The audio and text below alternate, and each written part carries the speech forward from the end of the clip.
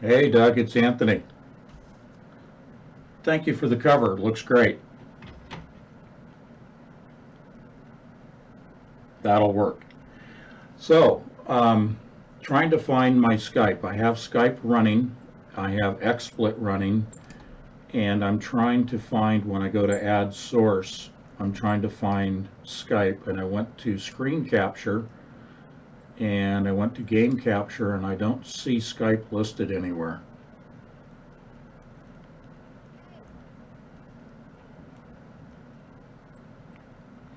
Right, I haven't initiated a call anywhere.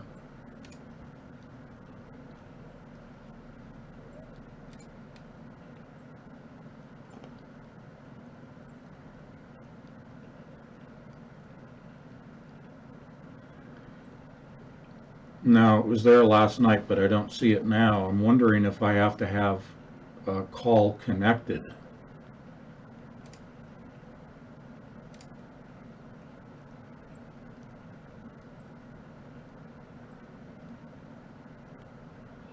Okay.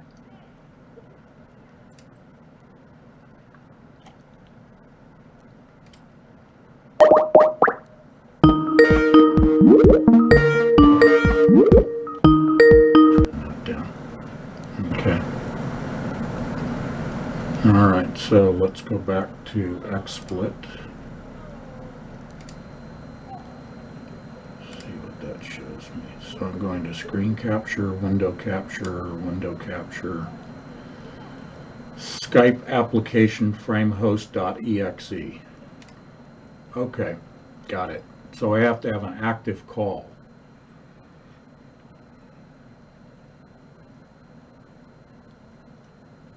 Okay.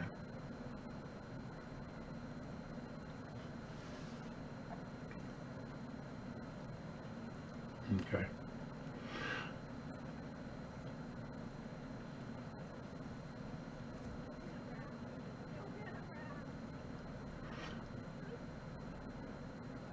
Okay. Yeah, I'll go ahead and hang up the Skype. Yep, it's still active. Yep, it's still active. So if I go ahead.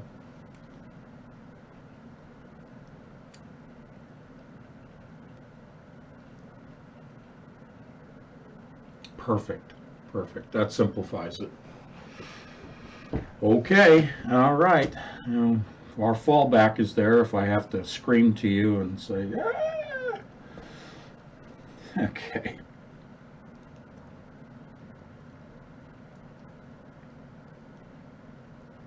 Good.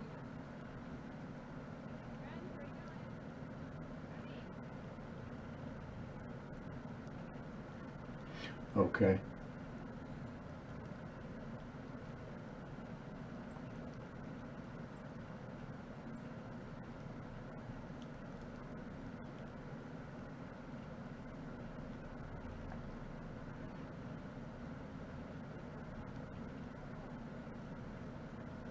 Okay.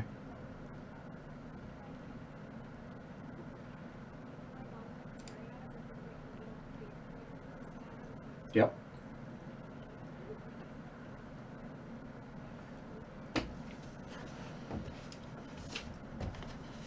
All right. So, okay. Got it. Okay. All right. Yeah, it changes it up nicely. Yeah. It'll be part of the mystery. All right. Thank you, sir. Okay. Bye.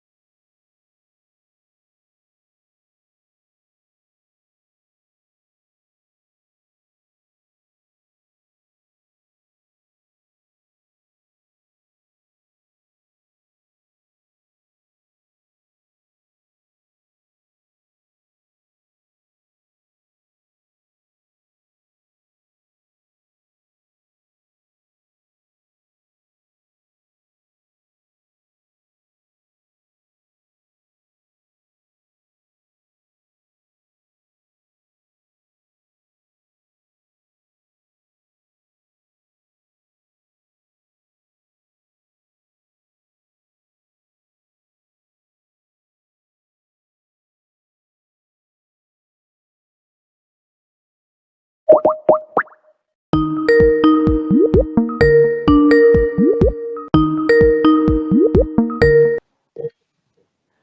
Tony. Wow, you got a real studio going on there.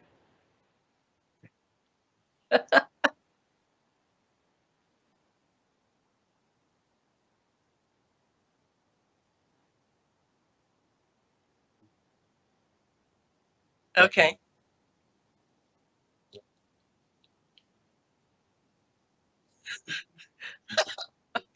Oh, gee whiz. All right.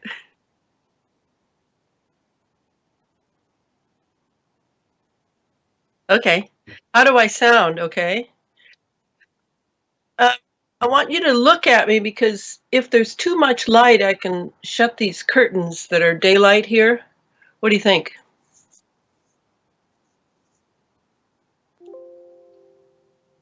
The video? Okay. Oh, I know why. Didn't have that on. Sorry about that. Yeah. Okay.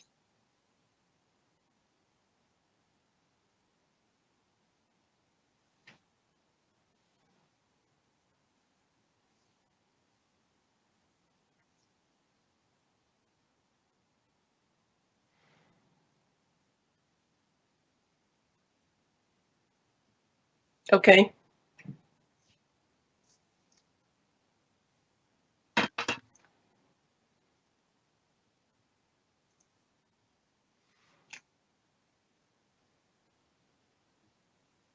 Mm-hmm.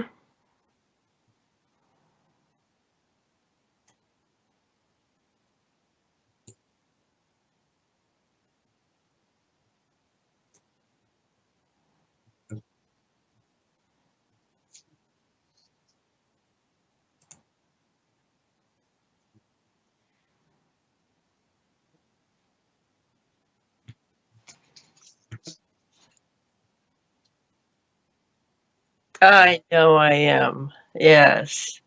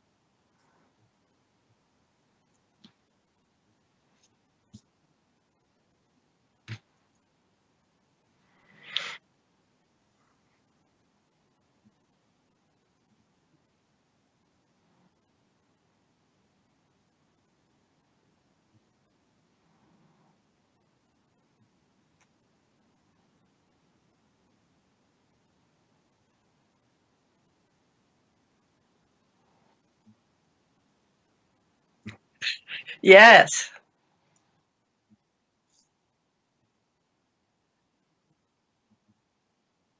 Yeah.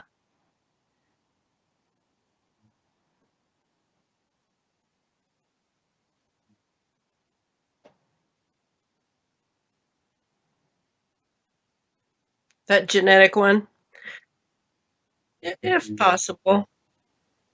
It was pretty good because I do get that question. How do they use DNA uh, for experimentation? Yeah.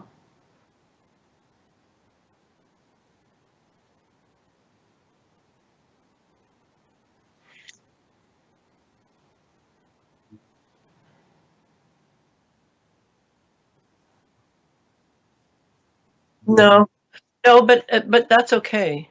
I don't have to see it.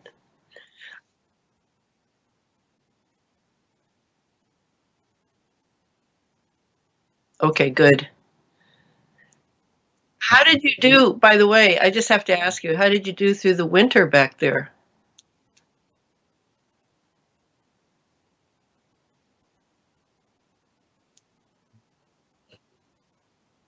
Oh, really?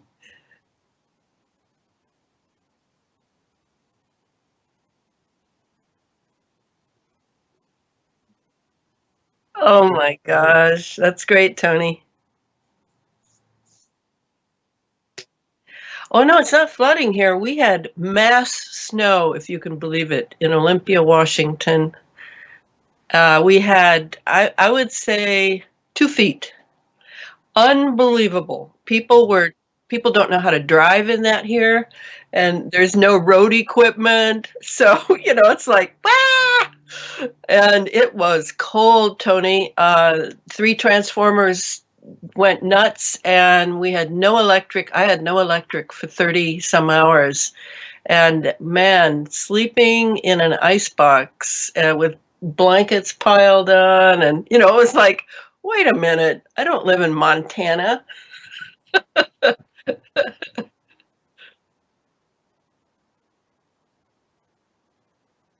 No, we were all just really under it, and it took a long time to melt. It's still some out there, but spring is on its way. Thank you, thank you, thank you.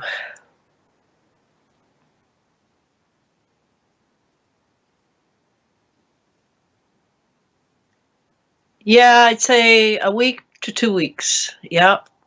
And it was, for me, it was fine, four-wheel drive. And I lived in New Mexico for years, so I know snow. And I was kind of thrilled, even though I made a stupid decision and got stuck, and thanks to a young man, was able to get out of the mess I was in.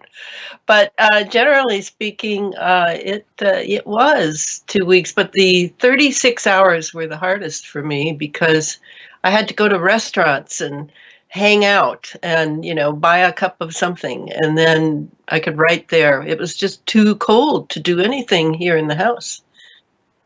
Yeah, I haven't had that experience, I think, since England in 1971 when I lived on the North Sea, and we had a coal strike in England, and only old women and women with babies got coal, and everyone else just put their sweaters on. And it was cold. So I compare it to that, but the coal strike went on for weeks. So at least here it was just 1 week of discomfort. Exactly. Yeah, it was extraordinary, and it was weather engineering, of course.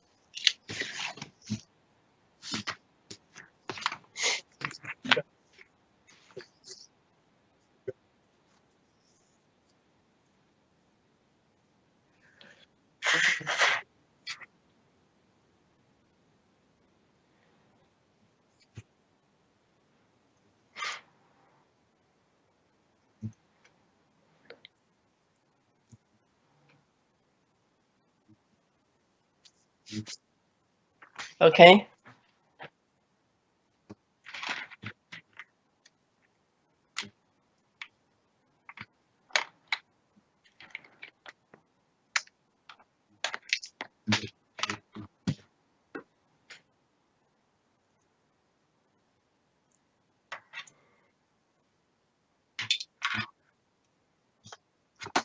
Mm-hmm.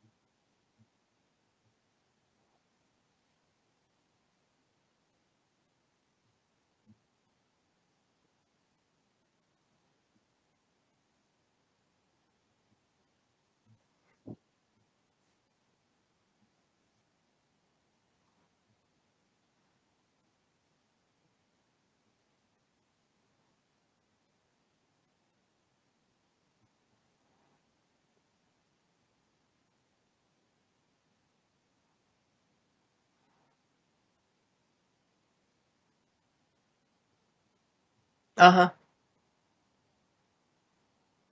Yeah, strange that they both came up at the same time. I thought that was an interesting synchronicity.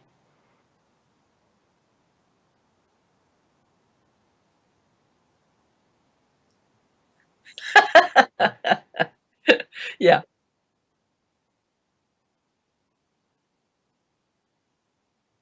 yeah,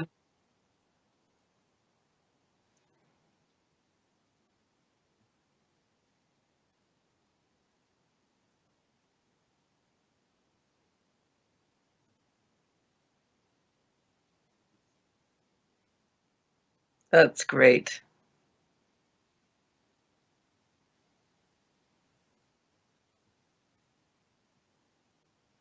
Right. Yeah, yeah, we had a little fun.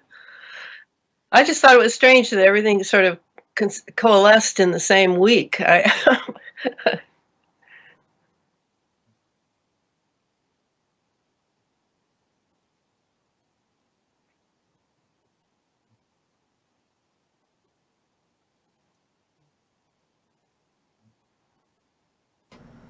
Okay, all right, I see what the problem was. They were able to hear you, they couldn't hear me, so let me reiterate my statements. Um, okay, guys, we got that sorted out. There's always, little knobs and dials and switches and toggles and Absolutely. everything here when we were doing this. Because I don't have a producer. I have Doug Diamond, you know Doug Diamond from Diamond Media, who always teaches me how to set this up. He and I tested everything yesterday.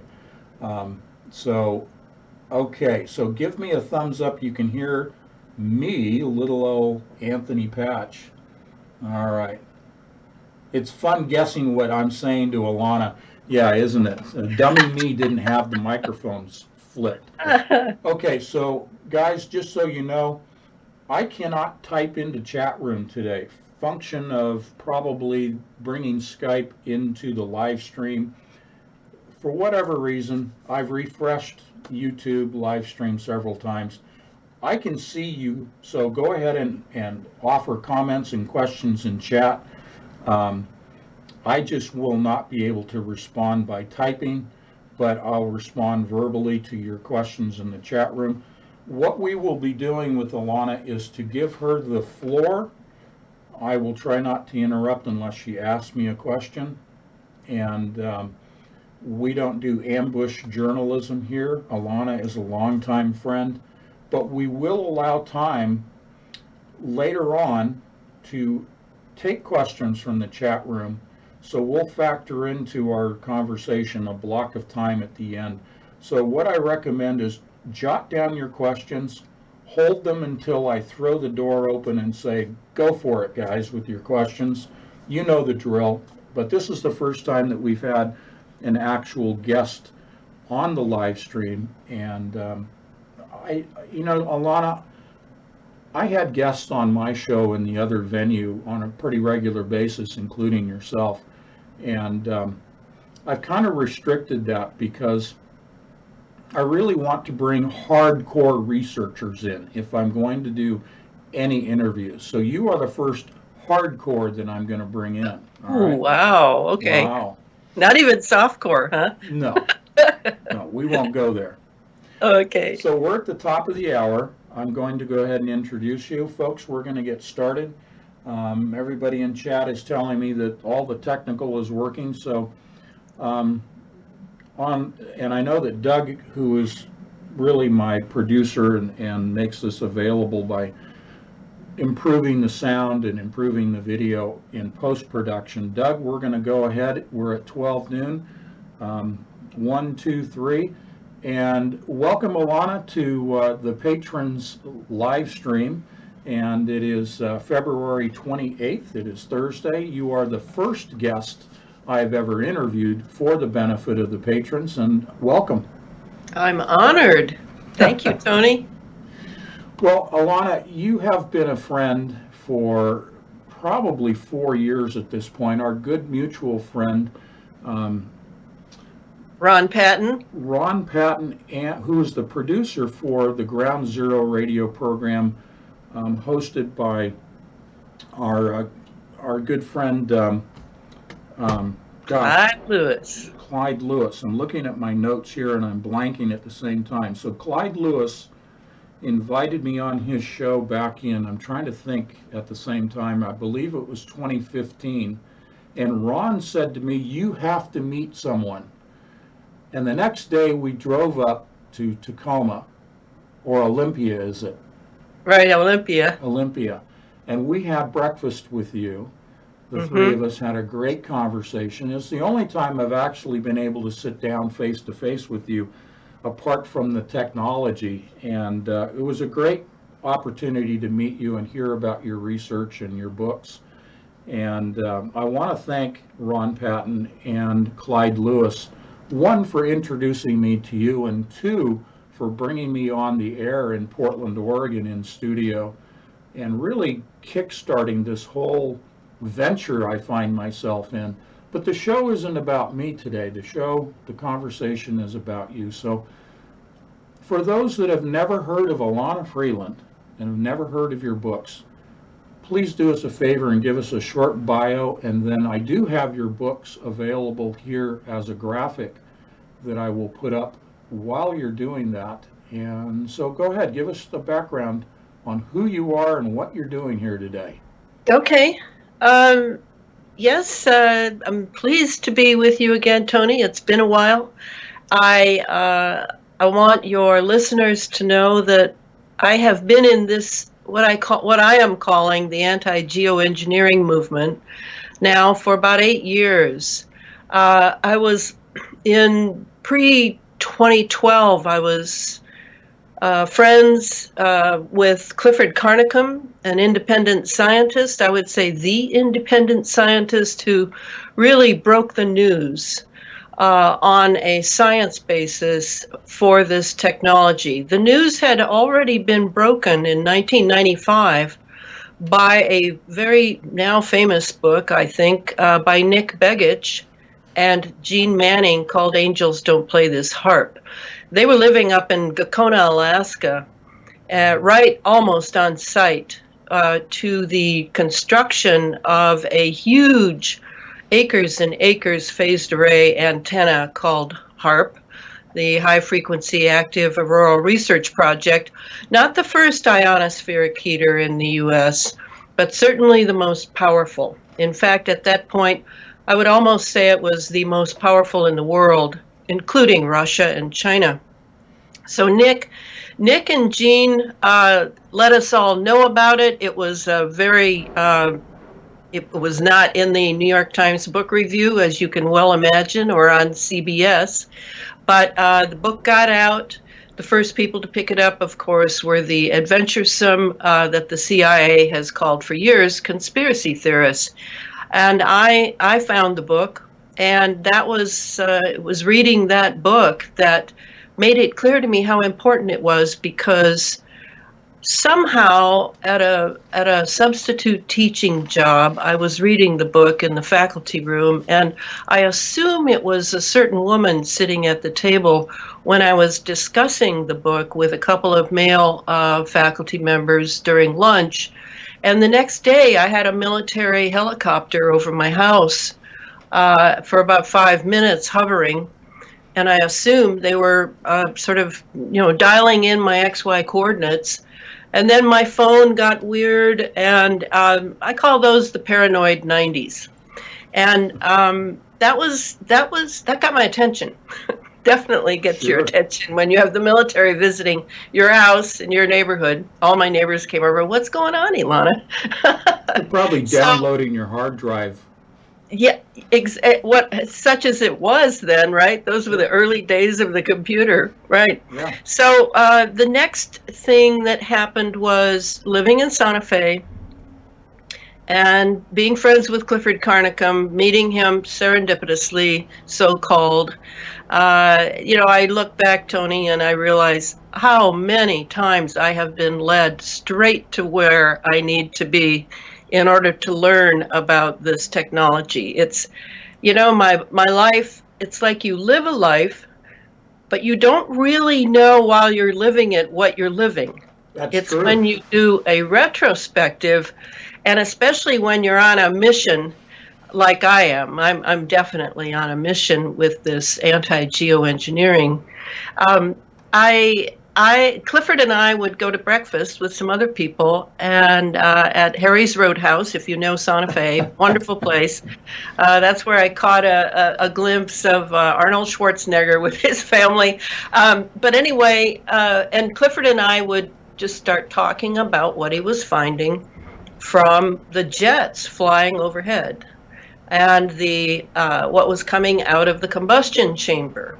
And he noticed it because this was New Mexico. Northern New Mexico had these beautiful, deep, like your wall, Tony, deep blue azure skies, sure. Which are now no more.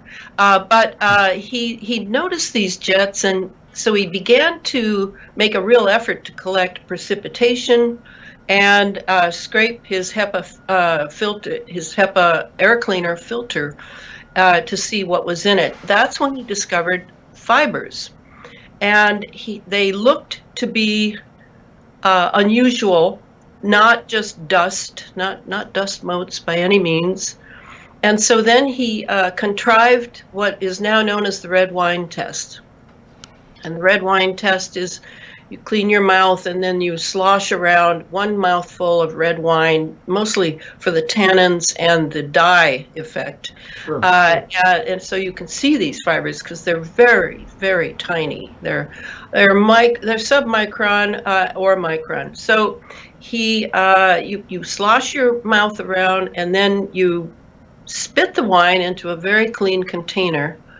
And then you let it either let the fluid dehydrate, or you can already see certain little fibers sort of moving on their own. I highly recommend it to people to do it so they know I'm not confabulating here, because we're all breathing this, and it is coming down from the sky. It's there's still an argument among activists. Is it just coming from the combustion chamber?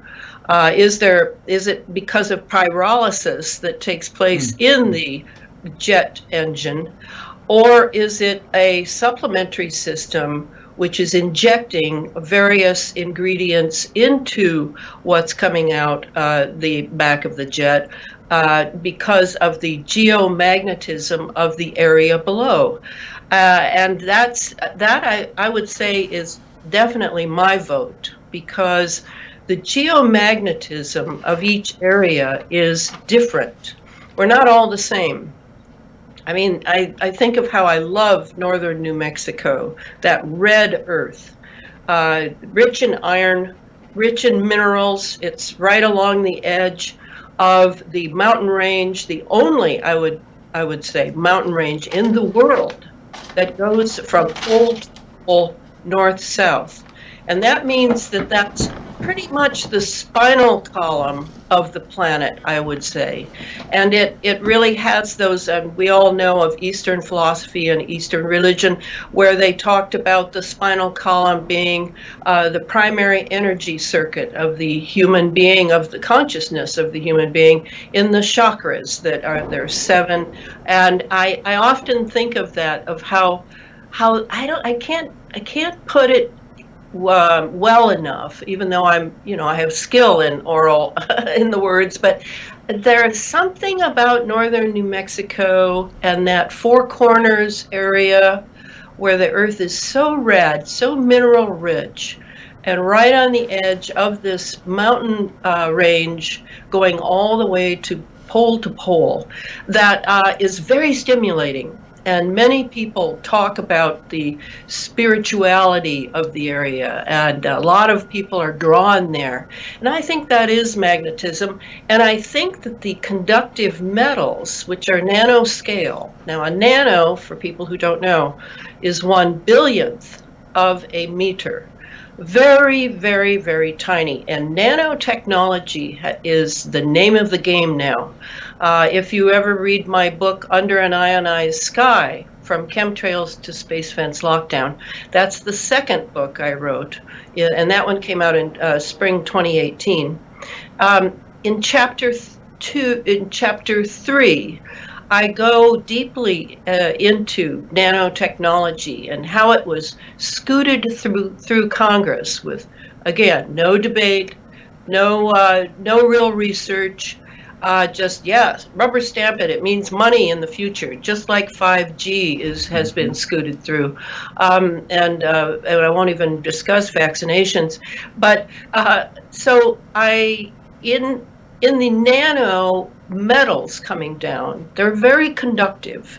And that would include metals, aluminum, which is the cheapest, and surface area-wise, the most useful to the military for wireless operations now going on in our ionized atmosphere.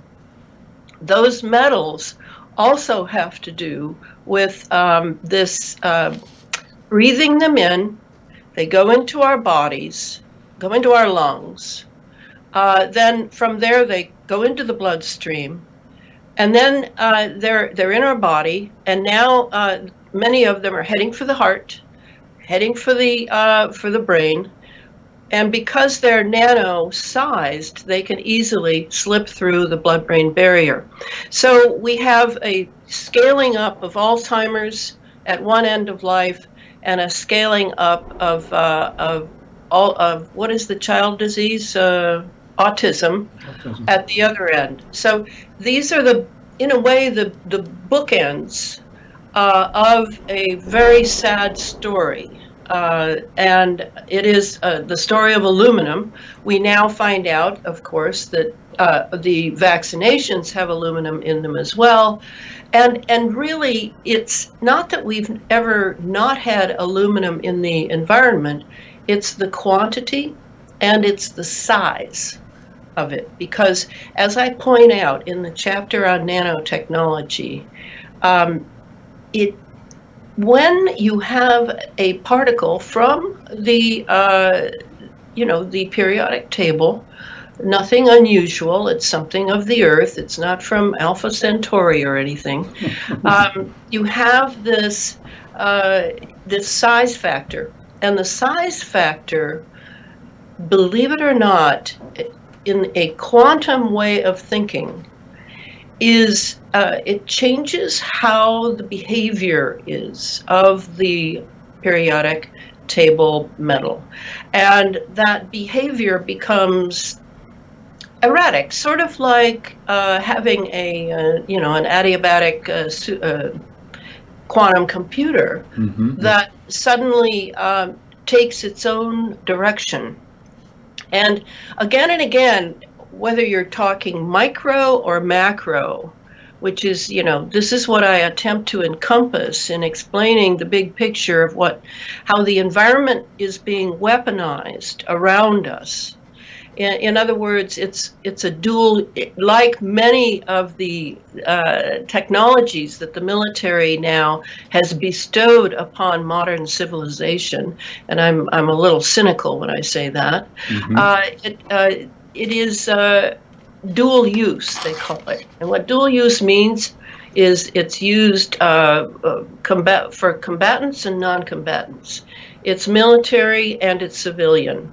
That would include our cell phones, our cell towers, our anything, the Internet of Things, which is going to be a true heyday for what I am calling the space fence lockdown. And the nanoparticle size, and then just like the D-Wave computer or another adiabatic quantum computer, you have something that is behaving unnaturally. So they are moving us, they being military scientists. That would include the Jasons. I don't know if people know about the Jasons. They should know about the Jasons. The Jason Group, as it's called, with all caps and for Jason. And that acronym is taken right from Jason and the Argonauts, the old Greek myth that Freemasons and other secret brotherhoods, so-called, are so fond of. It's sort of the myth of Western civilization, looking for the golden fleece. And so all those scientists and the military minded who run them and goad them with careers and money and maybe threats, certainly NDAs that they have to sign. Those people from, I like to think of them as not just military admirals and generals and with lots of brass on them, but more so to me would be the corporate piece of the military industrial intelligence complex. So that would be Lockheed Martin, my friends at Lockheed Martin and Raytheon. Raytheon owned all the patents for HARP and pretty much runs HARP to this day, despite the fact that we're told the University of Alaska at Fairbanks is running. But I don't know that our universities are really universities anymore, Tony, to be honest. I don't think they are. I think they're all military contractors now. Military laboratories. Yes, they are. And they're held to it. In a variety of ways. Pedophilia would be one of the ways they're held to it. So all of those are involved in this macro-micro stretching of the planet because they have what Catherine Austin Fitts, the investment analyst and a good friend now of mine, and a very big fan of my book. I don't know how many copies she's bought and given away. What she would term the secret space program. And that is the latest essay. And Tony, I don't think I've sent it. Yeah, I sent it to you. I sent it to you for your Entangle. The secret space program is now getting less and less secret. As you know, Trump has announced it with the Space Council, first the Space Council, and now if I can interrupt, the work of Dr. Joseph P. Farrell, whom Catherine Austin Fitts is a very close associate with. The two of them together have produced some extraordinary works on the secret space program. Yes, and Catherine has done sort of gone over the books, you might say, because she's so financially skilled, to see that at least $21 trillion is not accounted for in the American budget. So obviously black programs have been going on a long time. People wonder what happened to the space program. Well, it's still going on, whether you believe we went to the moon or not. But it has gone black.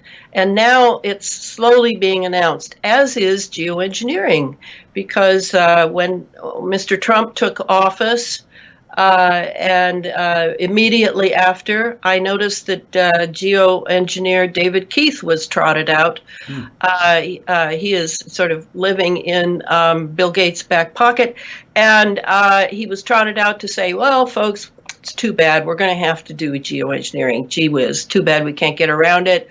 So we're going to, sulfates and et cetera. And the truth is we've had geoengineering now, this particular program, which is going global and needed the ionization of the atmosphere thanks to the experiments that went on with HAARP in conjunction with the Arecibo ionospheric heater, the one at Brookhaven National Labs out on Long Island.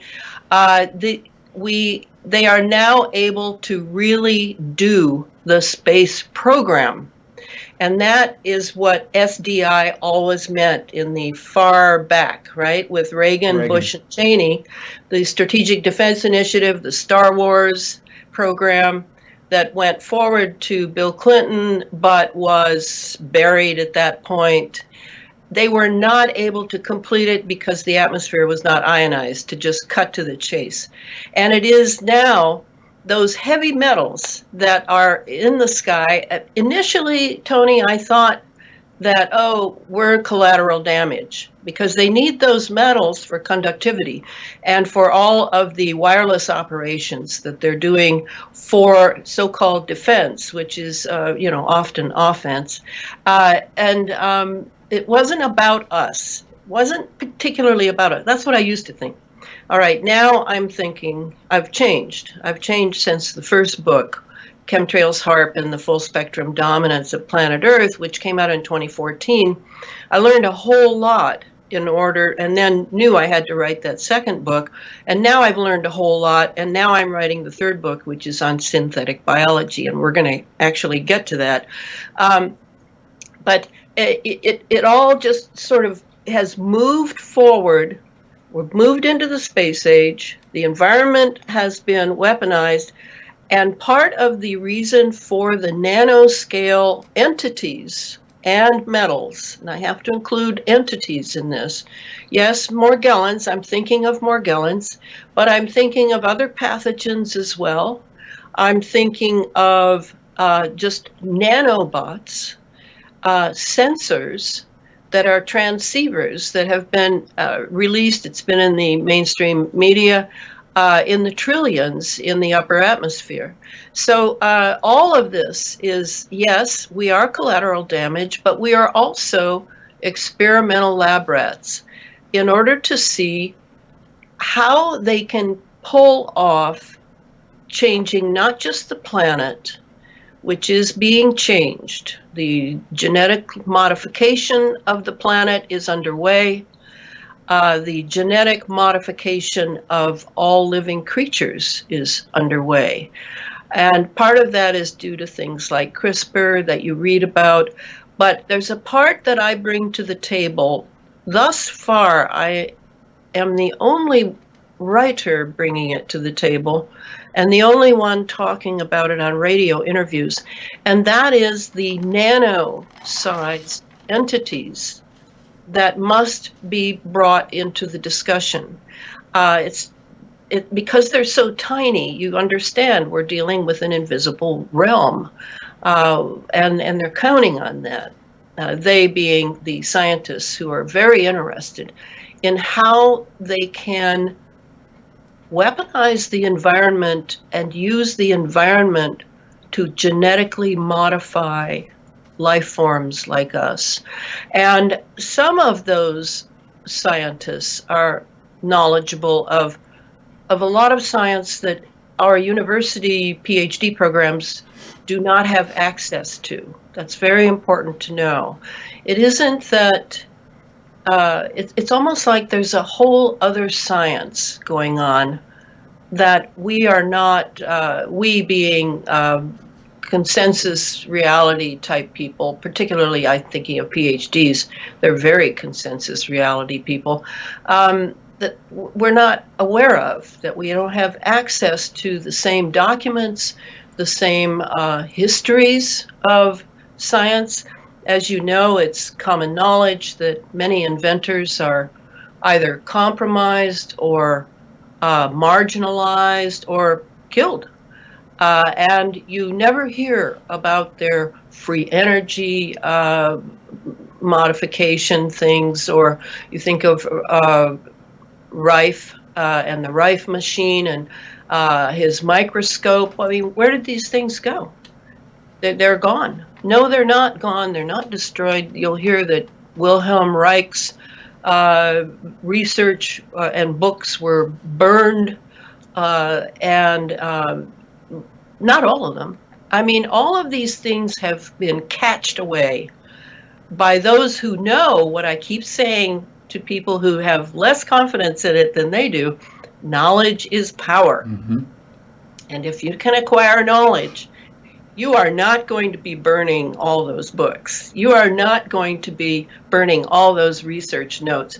We didn't send back all of Tesla's notes in '43 when the FBI was there in his room and he was dead. We didn't send those back to his homeland in Croatia. No, those notes in particular, I might as well mention, were, as you know, Tony, handed over to Donald Trump's uncle, yep. John Trump, yep. who was a physicist. So, so knowledge is how all the powers that control our lives from the outside so far, they have acquired over centuries, and the Library of Congress for them would be the brotherhoods, and that would include the Saturnalian Brotherhood at NASA, mm-hmm. And it would include Freemasons, high degree, not low degree. Low degree is a different thing, and those people are just used primarily to send in their tithes. So I just want you to see how big this picture is, and that I have now brought in another part of this, as dramatic as the D-Wave computer to me. When Geordie Rose says that he feels that he is worshiping at the altar of an alien god, I would say that nature abhors a vacuum, and that the micro world of the nano-sized entities fits that paradigm as well. So what is coming into them is a hater of humanity, in my opinion, and they operate as a swarm. I listened to a video by Jamie Lee. He does many videos. He lives down in the Santa Rosa area of California, and he has lived through these fires that are going on down there, and he's on fire himself. And so he has a series of videos called Paradise Lost. When Paradise, California was destroyed, he was there on ground zero interviewing just regular people who were there, who lost their homes, who almost lost their lives, and wondered where their neighbors were. But all these people have disappeared from the area. But one of the things he did is he did in his video Paradise Lost number 51, he interviews an anonymous scientist. And I know none of us like it when people are anonymous, but on the other hand, I think we should pay attention to content and do our own thinking and not pay so much attention to who they are, because obviously if this guy is on the level, he wants to stay alive. So I listened very closely to this scientist, and he brought in some things I had not known. I won't go deeply into it at this point, but I wanted to say that he goes into how LEDs, the light-emitting diode bulbs were used in the Paradise Lost fires, how they were triggered by a Li-Fi instrument. And those who don't know what Li-Fi stands for, I will get my cheat sheet out here. It is basically Wi-Fi using light. And you've probably seen a video or heard an ad where, oh, you can use this in your house and you don't have to have Wi-Fi. It goes very short range, but it won't go through walls, so you're going to have, etc. But it is also a dual-use technology for military use as well.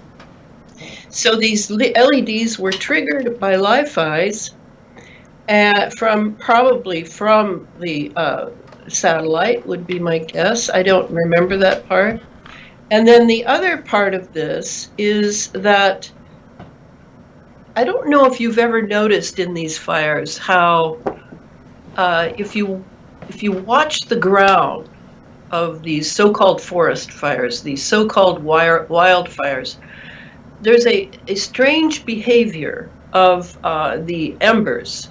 It almost seems as if the embers are, when you first look at it, I've examined several from the California fires, several videos, including drone video, and you'll see it sort of, it looks like it's blowing across the ground, but upon closer inspection, it almost seems like it's crawling across the ground, and that is exactly what this scientist says. He says that one of the things we know about nano-sized particles is that, and remember, many of them are nanobots, which means they're nanorobots, which means they are intelligent to some degree. They are perhaps in touch with a sort of fusion center for nano-sized particles that would include the sensors. I mean, think of all the sensors. They're flying around you right now that you can't see, because the military has released trillions and trillions and trillions of them, and many end up in centrifugal formation around the Earth for the space fence in the near-Earth orbit, but many of them fall to the Earth, are picked up by winds or whatever, and end up in the atmosphere, and we breathe them in. Well, these sensors are in touch with various, I call them the laptop boys. They're picking up data, and then they're sending it to AI systems that are crunching the data. Mm-hmm. So that's sort of our air now, folks. And it isn't just our air, it's the air we're breathing. And so it isn't just the air we're breathing, it's in our bodies, all right? So I just want to be clear about that. Can I interrupt real quick? Say it again? Can I interrupt real quick? Yes. The videos you're speaking of, I did watch a number of them from Jamie Lee on Paradise Lost, and the one that I found remarkable, the nano swarms. The embers, yes, operating intelligently, moving horizontally in swarms, yes, leapfrogging, setting new fires, and then moving on to another location, obviously under intelligent control. Either within themselves as a swarm, much like birds, fish, or from external, or both, a combination of external and internal, having a sense of AI control on an internal level. Yes, that's it. Tony just said what I was getting to with too much stuff. That's okay. Thanks, I don't mean Tony. to interrupt. I just acknowledging you and I are seeing the same thing. And that is Paradise Lost number 51. If anyone wants to see it, if you can find it, his whole YouTube page has been removed. Oh, really? So, oh yes, he's constantly, and he's criticized for various things, but he's done a lion's share of work on that Paradise fire and the Santa Rosa fire. And if he gets too excited sometimes and just takes off, can you imagine the scope of his production, Tony?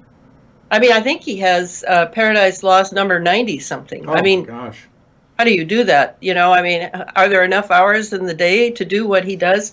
So I wanted to make that clear, that this nano size is extremely important to understand because we're going to be dealing with it. Okay, so let me just add the last piece to this. I know I've skipped a lot of things, and I'm sorry some of you may not be up on everything. And you know how that goes. You can't do everything.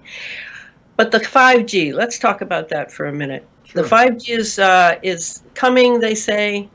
I personally believe something I was told by someone months ago, maybe even a year ago, that the 4G phones already have tiny phased array antennas in them, which is the hallmark of the 5G. So it would make sense to me that this is true, that the 4G has been prepared, because when all the information started coming out about 5G, I mean, it was a tidal wave of information. I don't know if you remember, Tony, but it was like bam, bam, bam, bam, bam. I mean, from everywhere. It wasn't just alternative press. Yep. Yes, you had basic themes being followed by the mainstream media, which was, wow, this is going to be great. We're going to make money, and you're going to have to be able to download all those movies you love. And on the other side, it was, these millimeter waves are going to kill us. Yep.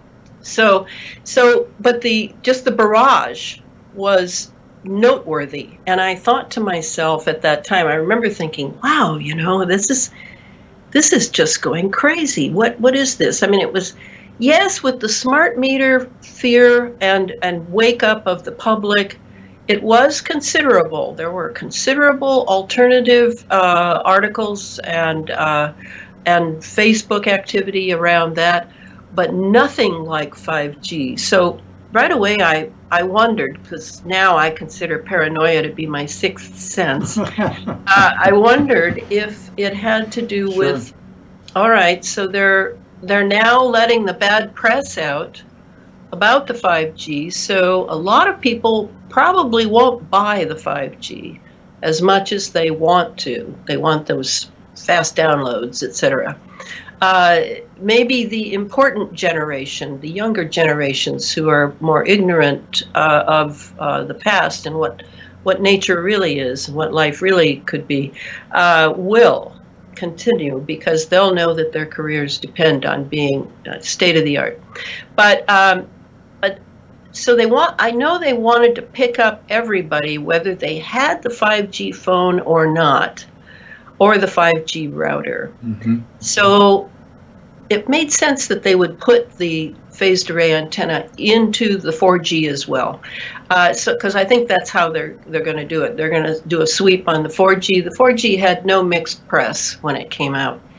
But the 5G definitely does. So that's one part. Another way they're going to fill in the gaps, as we all know, is the little satellites, the CubeSats. The CubeSats that have been launched now, apparently, and I'm sure more are going up all the time. It's going to be as cluttered up there as a repo parking lot, Tony. Yeah. Well, so the plan, as I understand it, is to have a total of 20,000 new satellites, the phased array equipped satellites, over the course of the next 18 months to 2 years. Right, that's what they're saying. My guess is you could probably times that by 5. Sure.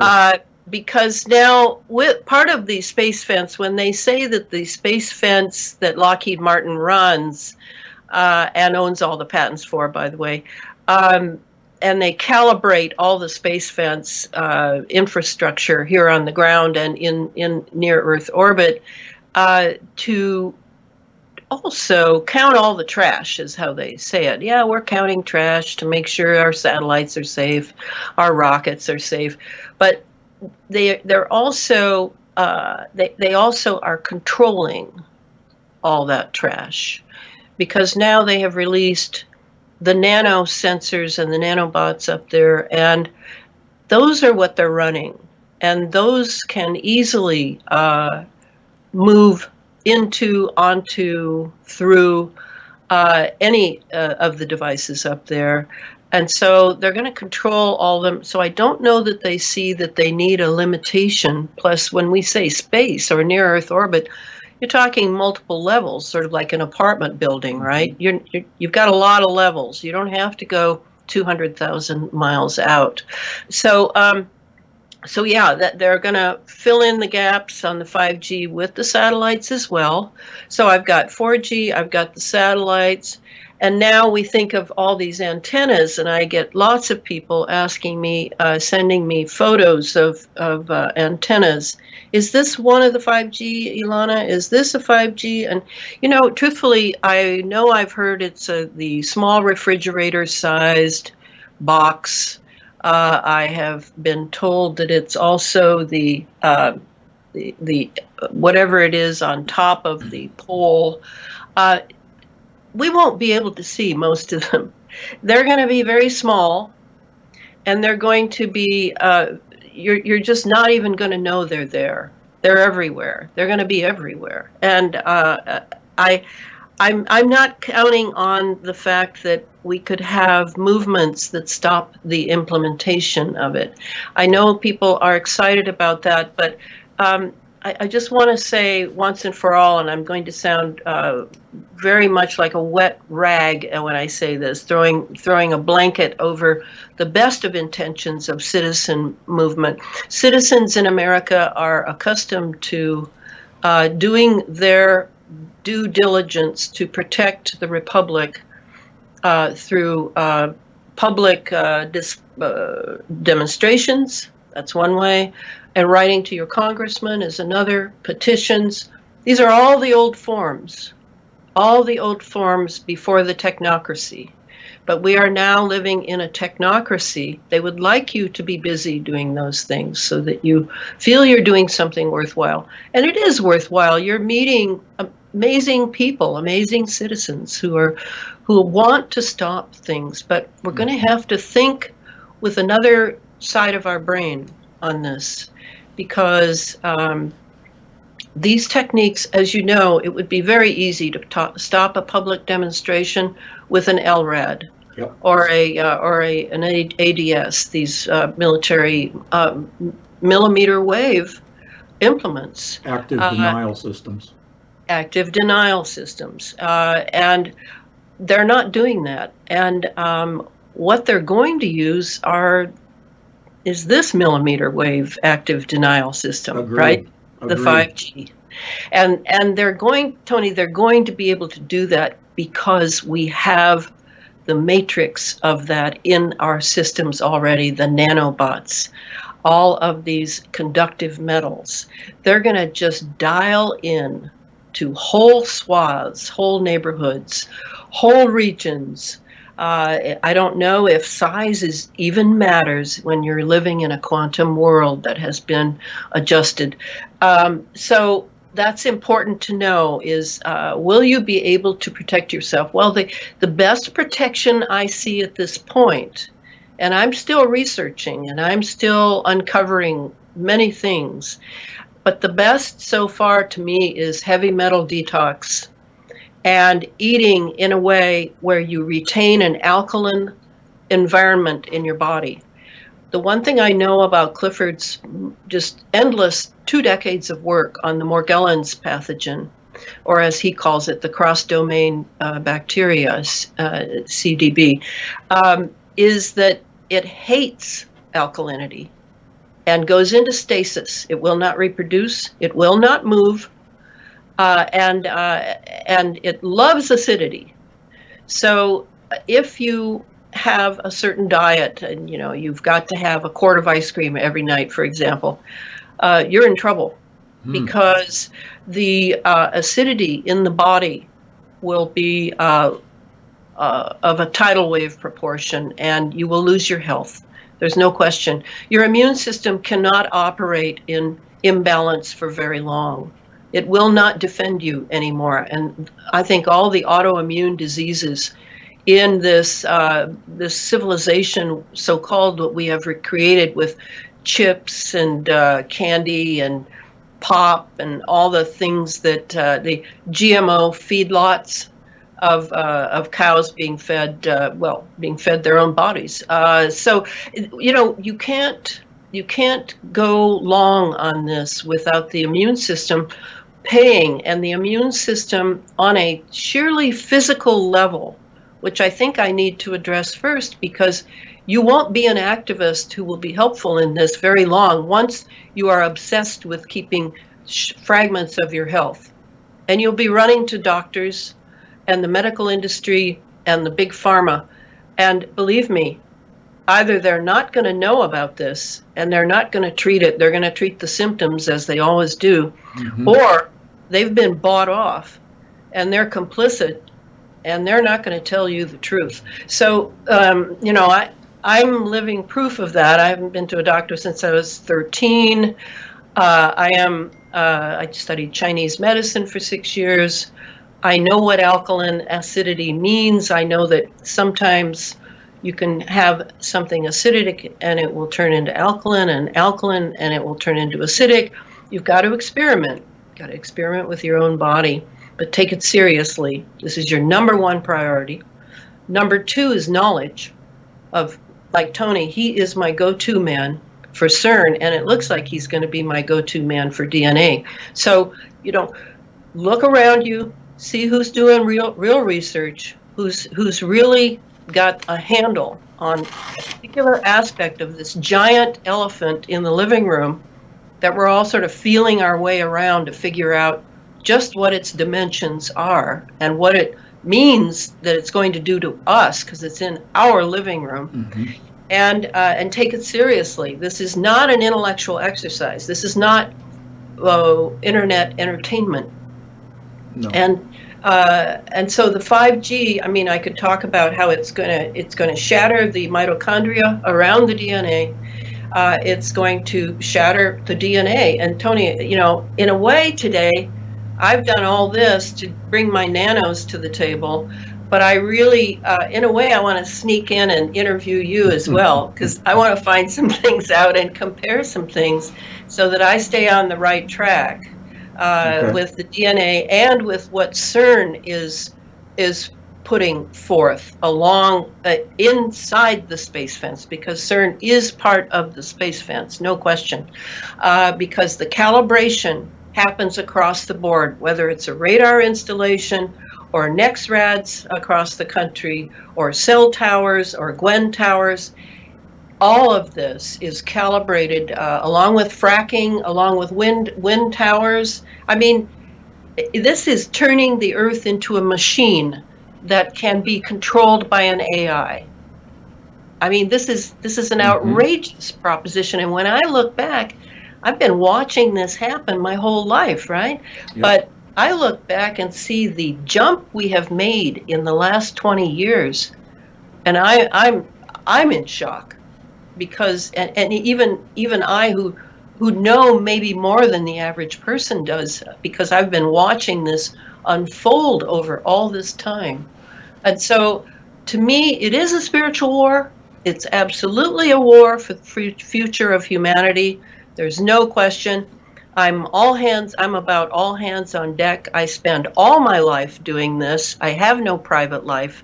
I don't even want a private life, because I want to focus on this and bring out as much as I can. But I really feel, Tony, that this next book on synthetic biology, and by the way, I am not going to obey their paradigm for how they define synthetic biology. I'm going to make it much bigger, because it is much bigger. It has to do with the environment. It has to do with what's coming at us from the environment. They're going to use the environment to turn us into transhumanist cyborgs. That's completely agree with you. Using the environment is brilliant. I was wondering how they were going to jam all of us into clinics, hospitals. What were they going to do? Just sort of throw an E. coli or an Ebola bomb into us and get rid of, half of Africa.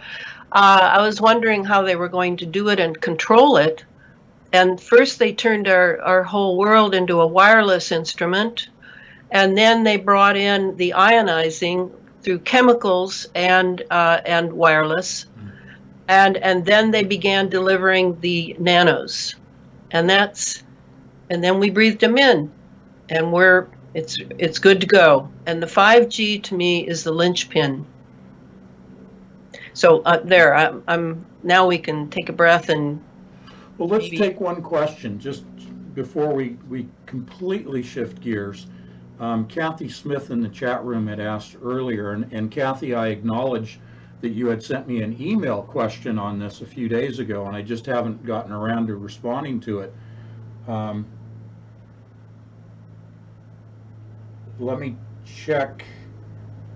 Okay, Elana, my laptop just went black, and now it's come back. So I'm checking with the chat room. Can you guys still see and hear us okay? Because I lost the laptop momentarily there as I was about to ask a question of Elana. So let's do a systems check. Are you guys still seeing and hearing me in the live stream? And I know there's a bit of a delay before I get an answer on the screen. I think we're okay. But guys, give me a heads up in the chat room.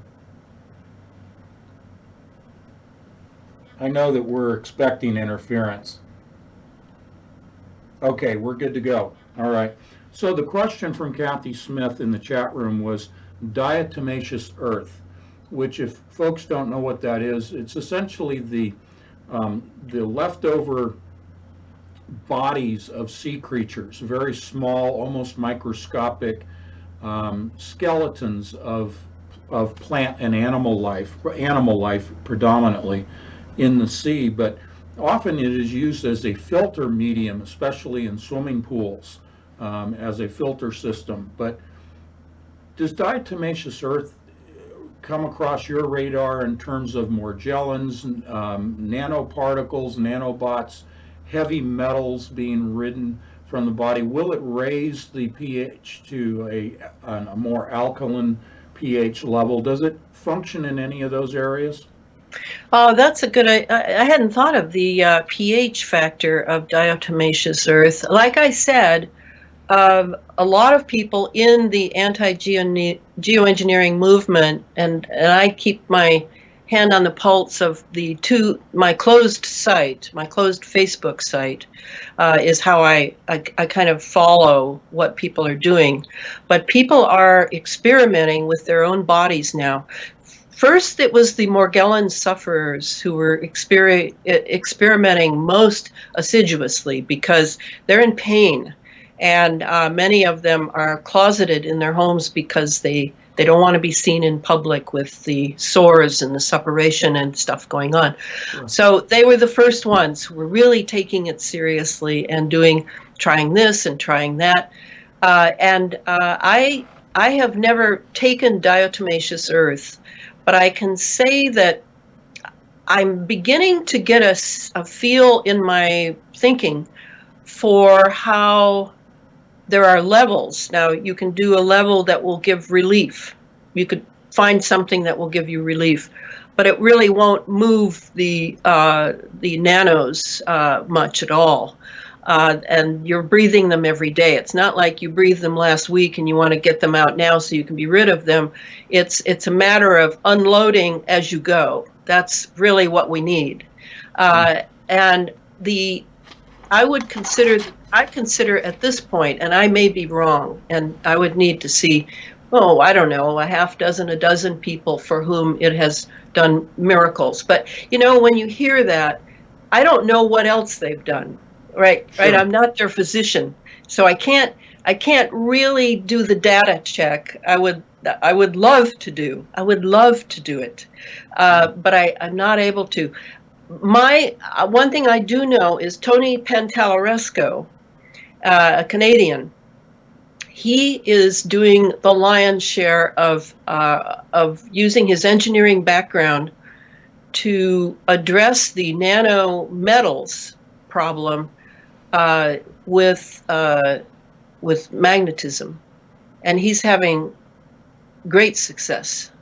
So let me give you an idea. I do Tony's bath. The first thing I learned from Tony was to build a foot bath and do a foot bath with I can't remember, 12 volt attached to it, copper all the way around a regular bucket, and then put vinegar in and water, and then turn it all on, and then the nanos just kind of pour out of your feet. I didn't do that long enough in order to say yes, that worked, because Tony quickly moved on to an entire bath, and so I take the bath once a week minimum, and that is with 1 cup of sea salt, 1 cup of borax, and 1 cup of Epsom salts. And I just get the bath hot. I get in. I soak for as long as I can stand it. I'm not very good at taking baths. I stay in about probably 15 minutes. If I wanted to see what was coming out while in the bath, I would turn the lights out in the bathroom. It's quite exciting, actually. I did it that way once. And you got a flashlight with you, and you're like, aha! And you look at the film on the top of the water. And there's a lot of debris there. Now, is the debris from my skin? It's kind of like the red wine test. Is it tissue from inside? Well, so pour some wine in the bath. Hey, I hadn't thought of that. That'd be a big waste of wine, Tony. But if I had a microscope small enough, now I have a 60 power that I carry around with me, a really teeny weeny little thing. Let me show you. Oh, yeah, sure. I carry this everywhere. And this is how I know that all the fruit and vegetables, even, and it has 2 lights, has an LED, and it has a black light. I can tell, I can look at fruit and vegetables in stores, and I can see the fibers. They're everywhere. They're everywhere. Get ready. They're everywhere. It's disgusting. Anyway, sorry to pop your bubble. But you can see them, but I can't see that they're moving. If I had the right microscope, I could see if they were moving and see the difference between just skin debris and actual nanos. And the metals, sometimes you can see the glittery stuff. And the glittery stuff, now we're in the realm of sensors, and I think they call them markers. Right. So, so that's one thing. Then he did something else. He was on to the next project. And the next project was using cutting boards that you could buy at the Goodwill. All have to be the same size. And putting them in a triangle. And then wrapping them with duct tape over magnets, neridium. I can't remember the name of the magnet, but it's about that big, and you've got pretty much 12 per side, and you're doing them so that they're polar opposites of pairs. So you're pressing them together because they're opposed to each other, and you do that all the way around. And you again wrap it with the more of the tape, and then put it all in plastic so that you can actually take it in the bath with you. And when you do that and you put it over various parts of the body, now you're cooking, and they're driven out through the pores and the orifices. So I think the magnets are niobium. It's not niobium. It's not niobium like they use at CERN, but it's a very closely associated word. Yes. Niobium. That's it. Yeah. So I'm voting on a magnetic, not necessarily an electromagnetic, but a magnetic solution to these metals. But it's going to mean that, as Tony says, he's willing to build these for people, but he doesn't want to be bothered with like making a business or making money or anything. Right. He would prefer that people make them themselves, so that they magnets are available through craft stores and Amazon. Yes. They're typically very small, smaller than the diameter, or almost equivalent in diameter to a pencil eraser. But they're very strong magnets. And usually you can buy them in just a little tube of about, I want to say 8 or 10 in a tube. They're very inexpensive, but they're much stronger than a typical rubber or iron filings type of a composition magnet. They're much stronger than that. They're not your average everyday. That's right. They look like they're almost chrome plated, nickel plated. Yes, and I think so. This all started with the question about diatomaceous earth. My question about diatomaceous earth is, does it have any nanoparticles in it? I tend to think that any remedy that is using nano to drive nano out just can't really be true. I don't know that we can use there are medicinals that are being sold. There's all kinds of things, right? Eat cilantro, and that'll drive the heavy metals out. But again, we're at that levels of control over the nano population in us. A lot of people think still that it's just the pollution. And that the jet problem is also just a pollution problem. It is not just a pollution problem. It is this nanoscale that is the bigger problem. So we're all scientists now. We're all in labs. Our lab is our body, and we need to share information as much as we can if we find something that really is good. But at this point, instead of a substance, I would vote for the magnetic way. That this makes more sense to me, given that they are magnetic. Well, let me ask you this. The composition of nanobots and nanomaterials, from my reading, most, and I'm sure this doesn't cover all, but most are composed of carbon, C60 carbon. And Yes. So the question often is posed to me, should we be taking C60 carbon supplements and whatnot that are out there? And my answer has always been no, don't take in carbon into your system. You need something that is going to rid them. And I think that if we're talking about carbon in particular, it is conductive. It is electrically conductive. This is why we see carbon being used in electronics so much now. The buckyballs, the Buckminster fullerenes, the nano paper, or Bucky paper as it's being called in electronics now.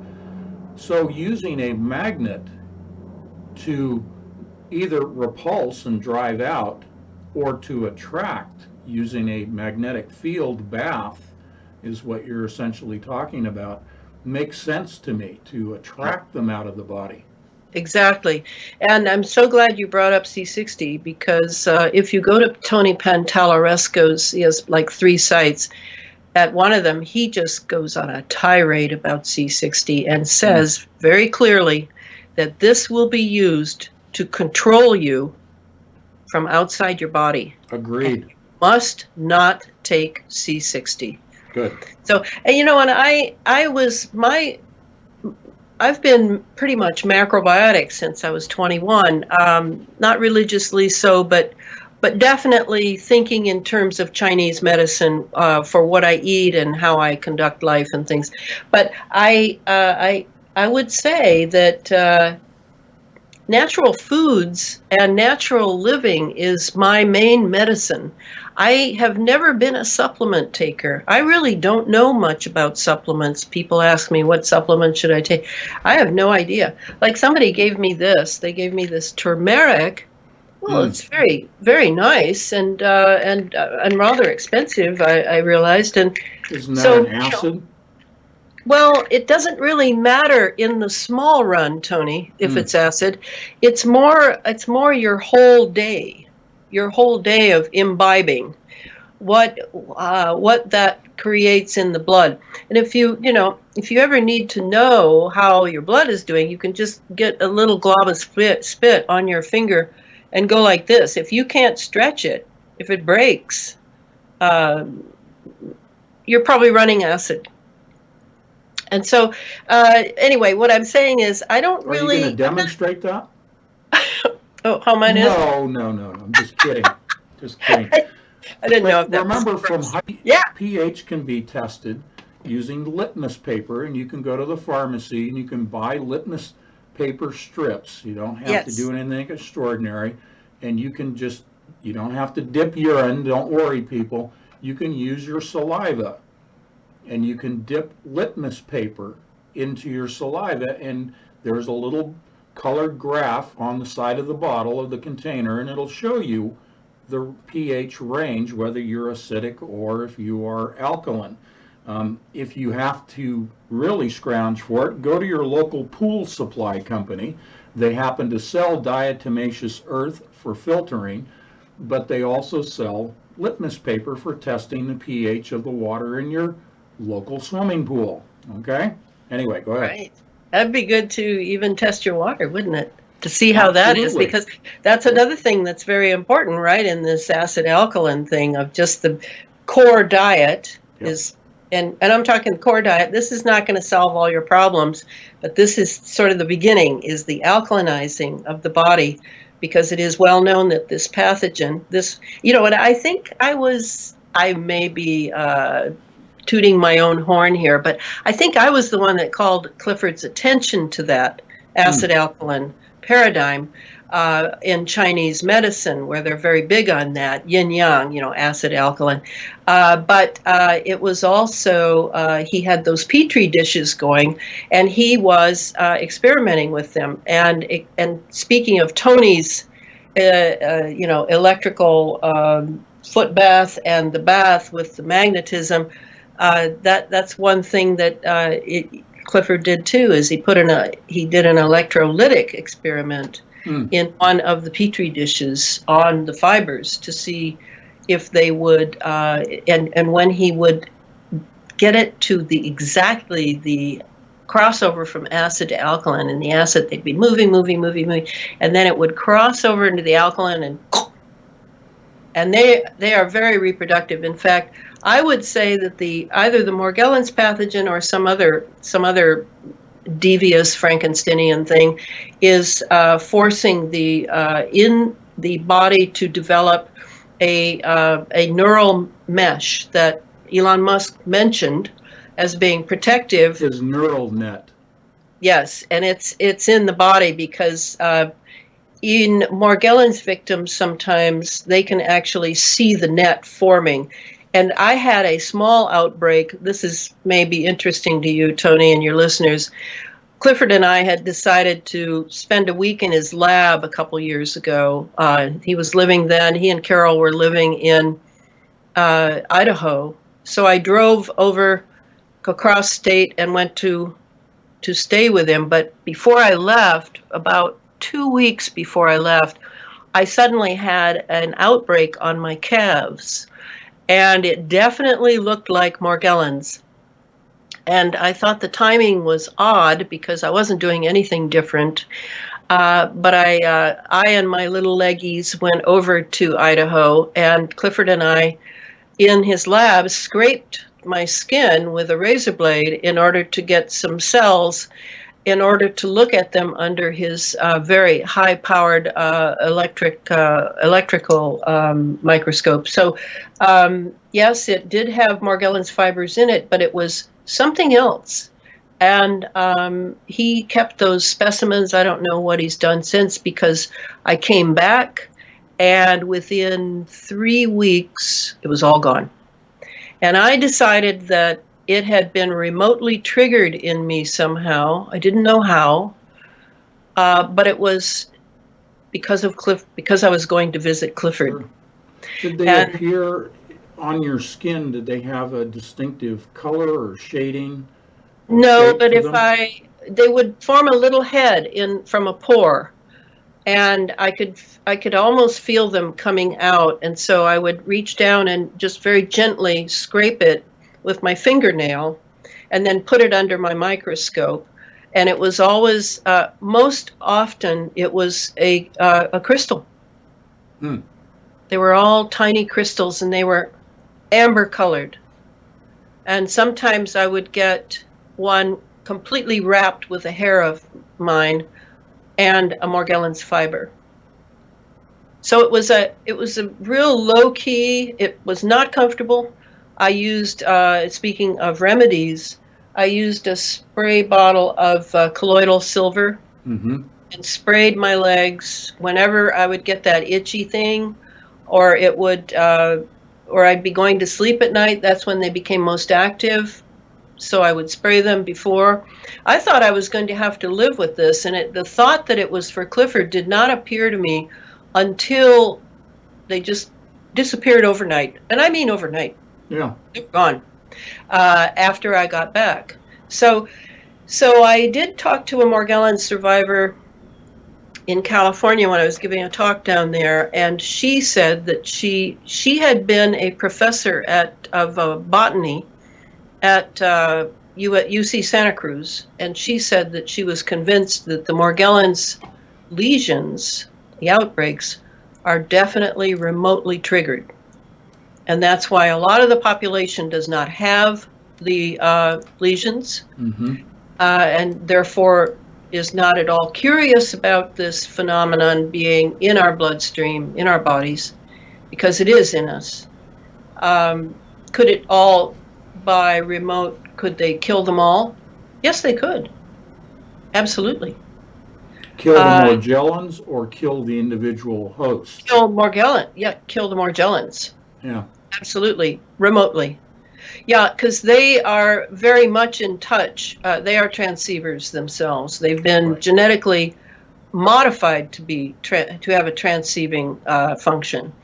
So anyway, we did that. Where were we? We were going to shift schedule. We did the diatomaceous earth. I mentioned the colloidal silver. I don't take it internally.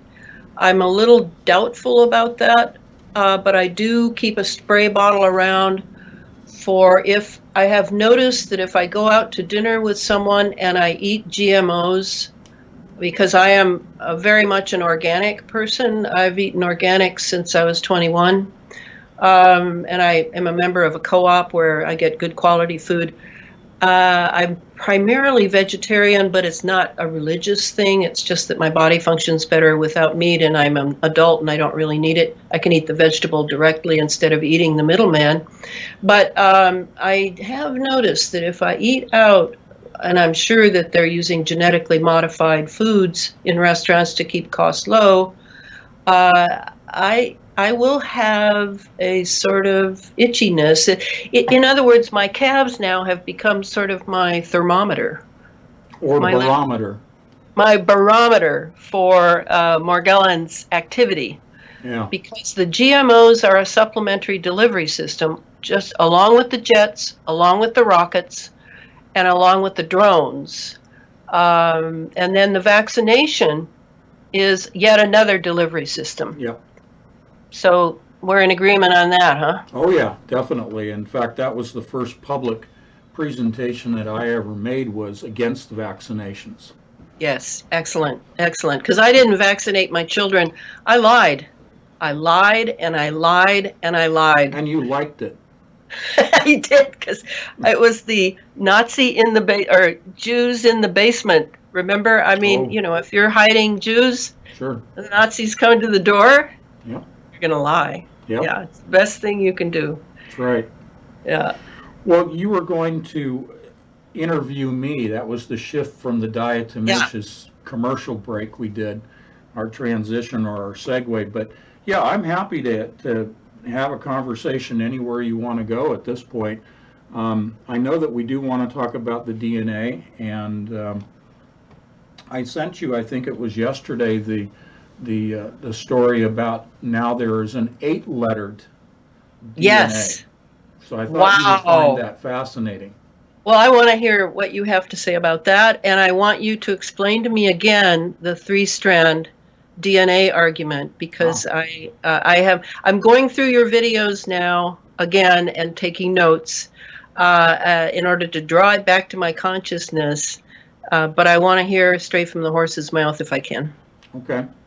Well, my scenario for many years has been the dormant DNA, the dormant nanobots, and you've already covered that today, and so we're on the same page. And my scenario is that nanoparticles that lie dormant will be triggered through a Wi-Fi signal relative to, from the Christian perspective, relative to the taking of the mark of the beast, the decision, free will, even through the deception, but still a free will Yes. decision whether or not to take the mark of the beast. It will be a conscious decision made by people.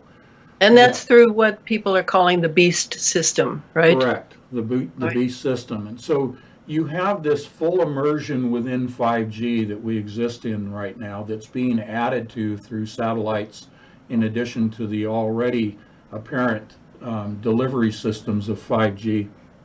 And on the note of the 4G phone having the phased array 5G capability, completely agree with you. But the scenario being that this full spectrum dominance in which we are in an ionized atmosphere that allows this wireless communication to take place, coupled with the density of the nanoparticles that have been delivered through the various routes you've described into our bodies, results in one of the forms of nanoparticles being DNA particles that are dormant until the decision is made to accept the mark of the beast. And Ah, then that signal, which is essentially triggered by your decision, that signal then enters the body, activating these dormant DNA particles to then begin to replicate through the normal RNA replication process. So you go from DNA to RNA. RNA, as the audience knows, and you know, is the real replication portion of this discussion, to where now a third strand begins to grow around the double helix. And that this third strand not only changes the biology of your body, but it literally changes the way that you think. So when you talk about the neural lace in the Morgellons discussion, the neural lace is what this third strand deploying across the neurons of the mind results in terms of your consciousness, resulting in your lack of awareness that you even undergone any change. yes. And that the lack of awareness is not only the insidious part of this, but it also results in your being connected through 5G to now the collective mind, the so-called hive mind of all of those that are now part of the beast system. And from scripture, from the Christian perspective, you are no longer found in the book of life. God doesn't recognize you as his creation because your DNA has now been changed, and Hmm. therefore you are now separated from God biologically because you are now part of the beast system. And that's the short version. And what role from that article you sent me, how do you see that playing into the third strand? I assume you do. Yeah, I think that what they're doing is they're adding more of the ribosomes to the existing double helix structure in preparation for this third strand, which will have more than just the base 4 ribosomes. It will actually have 8. And I believe we already have those 8 lettered, so to speak, in the third strand itself, the 8 lettered DNA. So we have additional ribosomes that have already been added, but they're dormant, they're not replicating. But those letters are already there. And so this, calling it disclosure, if you will, we know that even in the scientific papers, what we're reading is old news. Right. But the fact that they're disclosing it right now as Hmm. some new discovery and they hail it as remarkable, and of course the benevolent scenario is put forth of Alzheimer's, cancer, Yeah, right, et right. cetera, is just the sales pitch. But I believe that the dormant nanoparticles already contain probably more, because in the same article they're talking about 10 and 12 lettered DNA. So we don't really know how many letters, in other words, the letters are the ribosomes. We don't really know how many building blocks of DNA that they've added in terms of letters.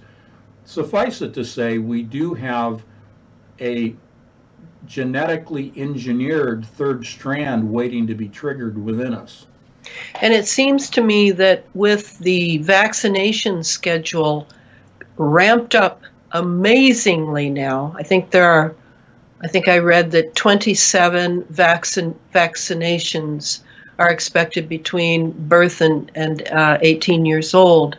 I would assume that those vaccinations are piggybacked with added something to do with the DNA change coming. Absolutely, Yeah. absolutely. I think it was January of 2013 when I produced my first video. I actually paid a friend of mine who was a videographer to videotape me because I had never posted anything online in terms of a video. I'd never come public. And so he was nice enough to do that and post it to his YouTube channel that I linked on my website. So in that public disclosure, I was saying that the dormant nanoparticles, the primary delivery system to the body, was through the vaccination programs. I hadn't even factored in what we now are talking about today in terms of the multiple routes into the body. Right, in weaponizing the environment. All right, so let's kind of, because everything's connected, and I'm not being, new age here. It is connected in this realm of how the environment and what's coming at us from outside is being used to move us toward transhumanism. So they come out with these 8 letters yesterday, I believe, or at least in the last couple of days. Yeah. So that's a revelation to most people, but you and I both know that this is a done deal. This was a done deal quite a while ago. Sure. And then, and you're saying that we have the antecedents of that change in us already, along with the nano delivery systems that we've been discussing. I mean, it's got to be part of it. That would include GMOs along with what's coming aerially. And then Trump, Then Trump announces again his space program, what's he calling it now? Space Force? Space Force. Let me just pause for a moment. I'm going to put up the graphic here. I don't want to lose your audio. The last time I tried to put a graphic up while you were speaking, I think we momentarily lost your audio. Okay. So let me just test this real quick. I have a graphic up. I know you can't see it, but the patrons should be able to see a graphic of an 8-strand double helix. Great. Up right now. So let's see if you guys, are you still hearing our audio as this comes through as the 8-letter? Let me know in the chat room if you're still able to hear my audio with this graphic in place. And I'm waiting for the chat room. A little bit of a lag, but let me know. Okay, they can still see and hear. So we'll continue with the graphics. Go ahead. Okay, so you've got the graphic of the 8-strand up? Yep. Okay, so we have this article come out as a revelation. We have the Space Force re-announcement. He announced it before. And then we had the geoengineering announced 2 years ago now, exactly, as being essential to do. So if people understand that these announcements are not necessarily for disparate things, to me, they're all connected. Everything now is heading toward not only smart cities in which there will be absolute lockdown, but toward the changing of the human being into at least, if not an entire other species, it will be into a species which now is forced, like you were saying, with the beast system, the mark of the beast, will be forced to go a different direction from the rest of humanity. And meanwhile, that is how I see that that's all planned for the generations coming, perhaps having begun already with the young generations I'm encountering now, who literally seem asleep to me, or in a dream state, and glued to their phones, and really unable to really think. They are obviously more plugged in than I am, because, well, partly because they are unaware that there's anything to be plugged into. This is the entire wireless paradigm is what they were born into. They're not even just born into, they were in utero when their mother was probably on the cell phone. So this is already, I'm getting a sort of vision of another species coming up. And in these 8 strands and the additional letters, what do you think what do you think those are going to keynote, Tony? Is it going to be a human being who looks like it does now, or is it more going to be the skill level or the qualities of I won't call it soul, the qualities of what moves them forward? What do you have any thoughts? Or I know you're probably going into this in your novels, which I haven't read since the first one. No, actually not in the novels, but I think if you stick with my magazine, even more than my videos, my audio, I think Yeah. if you stick to the magazines, you'll gain the information more Great. rapidly and to a deeper conversation. Okay. And with sources. To borrow from the military intelligence group, compartmentalization of humanity. Human Yes. 2.0 is a serf class. And in the serf class, you have division of labor because of skill sets. And those skill sets will be programmed into people so that they perform only those functions that those in a position of power want them to operate in those functions, to perform those necessities required of the dexterity of a human. Not necessarily the mind of a human, but the dexterity.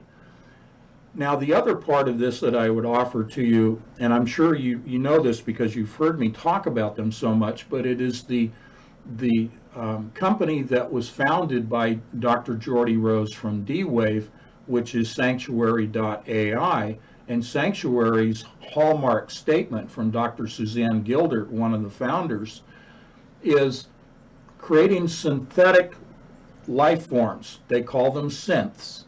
Synthetic life forms that are, quote, indistinguishable from a human.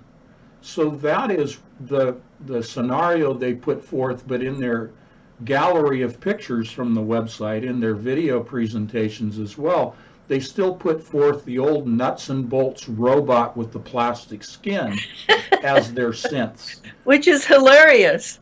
Absolutely. So would you not agree, from your research into the biological synths, that their synths, as I've described them, as biological synths, as opposed to nuts and bolts? Yes. In fact, I have been called weekly, bi-weekly for about 3 years now by a targeted individual in London, living in Trafalgar Square in a very elite apartment building, and she owns her flat, but she is being mercilessly targeted because she is older now, and possibly it's people who want her flat. that's how crass and low things have gotten. Is you're going to torture someone to get them out so you can have their apartment. Well, what happens is, and she describes it in detail, she's doing very well, I have to say. She is looking at it in exactly the right way of, I'm not going to give them the satisfaction that I'm in pain. And they microwave her every night. She has lesions and burn marks all over her body. She's in her late 70s. So evil is on the move in that way. And how many people, as long as I'm on the targeting thing, how many people would I say? Because I'm in touch with at least a dozen. I would say that in America alone, there must be 1 million to 1.5 million people being targeted in their homes, in their place of work, in the streets. All right. So something interesting has come up in the last year, and I think it might be a sin. Is it a sin or a synth? SYNTH. A synth. I think it might be a synth. Living upstairs from her, there's always someone, and they change. Someone put above her, below her, next to her, on the other side, and then across the hall, so that she's constantly surrounded by noise or microwaves all night long. So for her sleep, she only can sleep in small snatches. So the woman who was upstairs from her until more recently, apparently the ones running this operation, probably MI5 would be my guess, must have not been satisfied with her cruelty level or her energy for torture, because they've now replaced her with a fellow from Israel. And but this woman, my friend would sometimes encounter her in the lift, in the elevator, and she took really several close looks at her and actually had polite conversation that, the British really know how to do that. Sure. And unlike Americans. We have no style and no class. No, we don't. So she's the one who said to me, "My God, Elana, this woman is perfect, a perfect physical specimen. But I know she's not real. I can feel it with my human sense. She is not real, even though everything looks real." And I immediately realized that London is just, ground zero for testing. They were the first ones who had all those cameras downtown. That was when I was living in England, and everywhere I went, there were just hundreds of cameras everywhere, not just the traffic cameras, but the teeny weeny cameras on lampposts at corners and everywhere. Yeah. So I think that the synths are loosed in London, and this lovely lady is so good at discerning these synths, or that people are not the same. A lot of people are being, and I wanted to mention this, Tony, a lot of people are being pulsed through their cell phones with frequencies that have to do with emotional signatures, and they should beware of that. My town in particular, it looks like to me that it's been being pulsed with complacency and hate Trump, I would say. So that's the pulsing is, if ever anyone has a thought that they don't think is theirs, or they find themselves in a mood that comes from nowhere, really, I highly recommended people to consider chucking your military weapon called a cell phone. I don't own one. I don't need one. I don't need people to know where I am, especially, the fellows who watch me, where I am all the time. But yeah, they are more than that. Unfortunately, I have mine. I know you do. But one could, you can't undo the battery anymore, of course not. But you could put it in your car at night, as far from your sleep area as possible. Unplug your router at night, and sleep with your head to the north. All these things will help people that are having sleep problems, because a lot of people are having sleep problems. So anyway, I wanted to say, I think synths are in London, at least. Well, I would agree with you. My wife, Kathleen, has often asked me the question, do you think that synths are already out there? And based on what you just said, we're in agreement that they're already out there. And they're never going to publicly release information, as we said earlier, that isn't already old news. Yeah. So, there's very little for us to, quote, discover and disclose. But what we are doing in our mission, and I agree with you, we are both on a mission, as many other researchers are, is to point out the evidence of evil to people. Right. Because to be complacent, as you just mentioned, whether that's a pulse or a choice to be complacent, you're not only doing yourself a disservice, but you're not helping your fellow human being. And the only way really to combat the technology is through our own introspection, our own self-awareness, our own critical thinking, our own research, so that we can take definitive actions for ourselves and then those that we have in our sphere of influence to be able to reach out and help other people. Can we stop the technologies? No, we're both in agreement to that. So it is That's an right. individual action-based activism that we're putting forth here, and the knowledge is power is absolutely the best weapon that we have to take that action.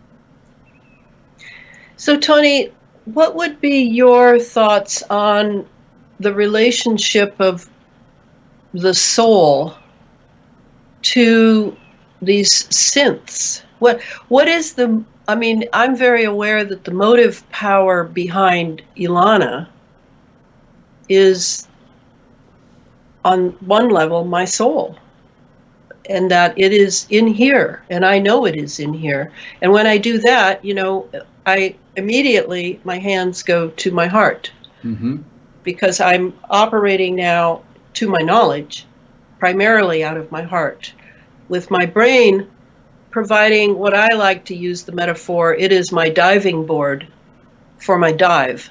And that's it. It doesn't produce my thought, but it provides the diving board that makes for a better dive. But what about the synths? Now, they have been modeled on human beings to a T, to perfection. They look like a human being. They go through the, I don't know if they eat. I don't know if they sleep. I don't know much about them yet. But what would be the motive part? Is it simply an AI running it? I mean, how could that be? Or is it, back to my original thought, nature abhors a vacuum, and this is a vacuum in this synth, and so an entity enters that synth and utilizes it? Would that be your picture of it? Absolutely, and I've said so many times publicly on these live streams. And I think you would agree with me that our soul is a spirit. It is our spirit. We would define our soul as our spirit. I don't think that they're separate, that they're a distinctive spirit and a distinctive soul. I think the power of our soul is the spirit. And when Christians are indwelt with the Holy Spirit, there is a displacement of the old spirit by the new spirit. And from that new spirit, the Holy Spirit, we are given the full armor of God. And so my active defense against all of this, which is spiritually driven, spiritually conveyed, spiritually controlled, is to put on the spiritual full armor of God to repulse it. But it is not just defensive, it is actually also an offensive weapon. But if people are looking for solutions, in my viewpoint as a Christian, it is the defensive armor first. Then once you are protected, you can step into the battlefield and use that armor, because it includes a weapons system, the spear and the sword and the shield, as an offensive weapon system. So that's the not only analogy, but the literal, in my mind, the way that our soul can be first protected, and then our soul can be used to go against the enemy. Because absolutely, the vacuum in a synthetic life form can take in either the Holy Spirit, which it won't, because it doesn't have the mind that was created by God to communicate with God, to communicate with Jesus Christ, to then be able to bring in and be indwelt by the Holy Spirit. Therefore, the only scenario that plays out, because it is a binary, it is the black and white, it is, as you would say, the yin and yang, it is this enemy side, this evil side, this other spirit that comes in and indwells the synthetic life form, because the mind itself that is created is artificial. It is an artificially intelligent. The mind of the synth? Of the synth. And the construct is biological, what I call warm and wet qubits. So I'll stop there. Wetware. Yeah, the wetware. The wetware.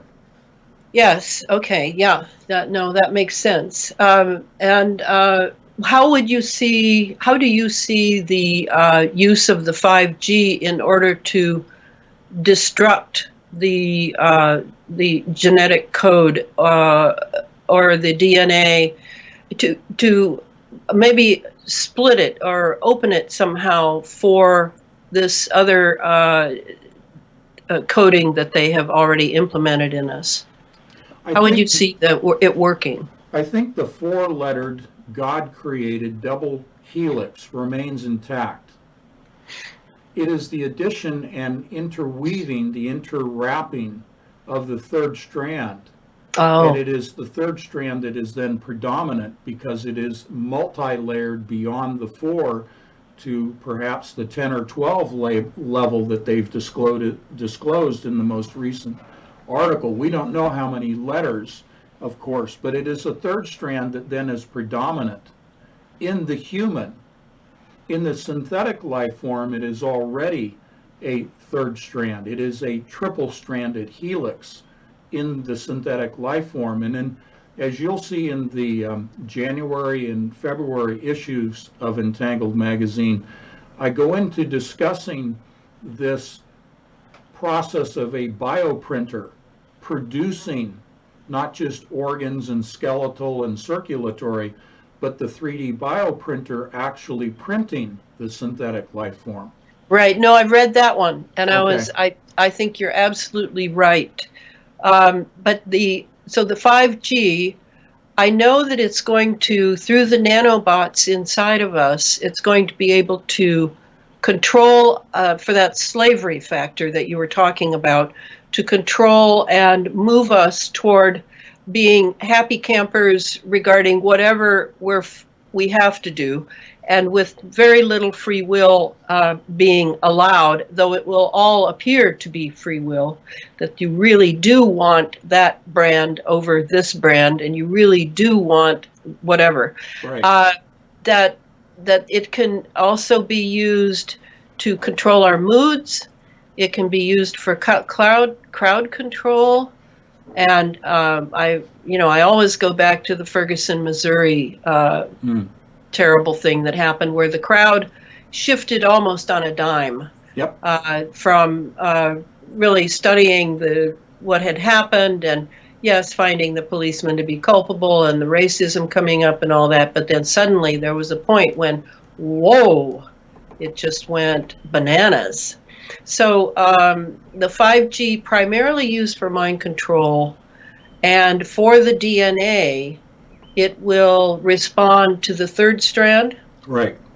It actually triggers the dormant DNA to replicate into a third strand, and then as the control mechanism, just as you said about Morgellons as antennas and broadcast. So an antenna can be a receiver and a transmitter, as you know.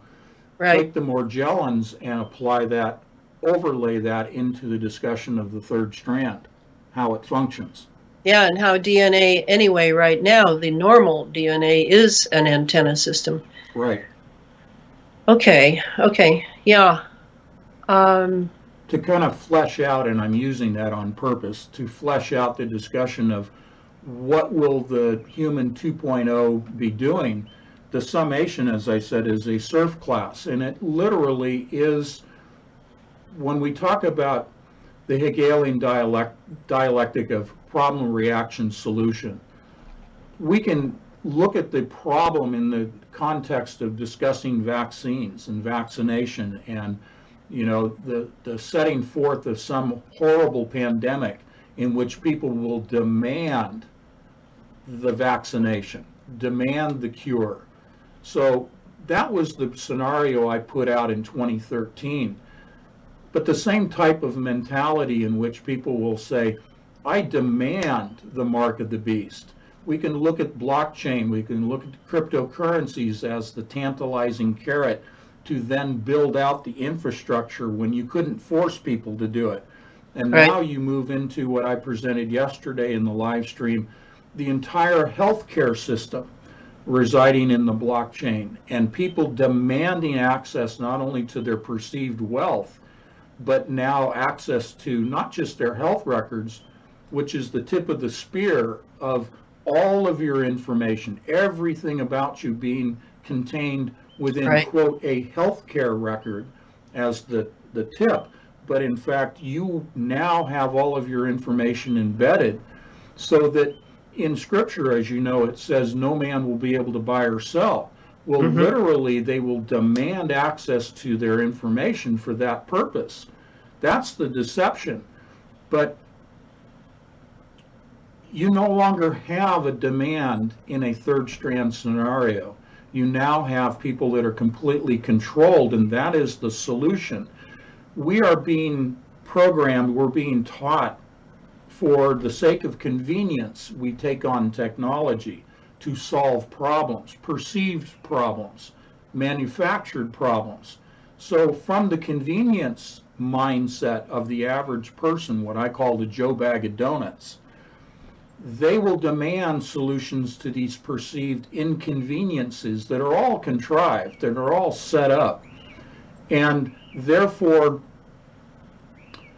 the problem in this Hegelian is that for the sake of convenience, the problem solving to all the world's ills, people will demand those solutions, and they will say that the scenario put forth is, if you want all of your problems to go away, just take the mark.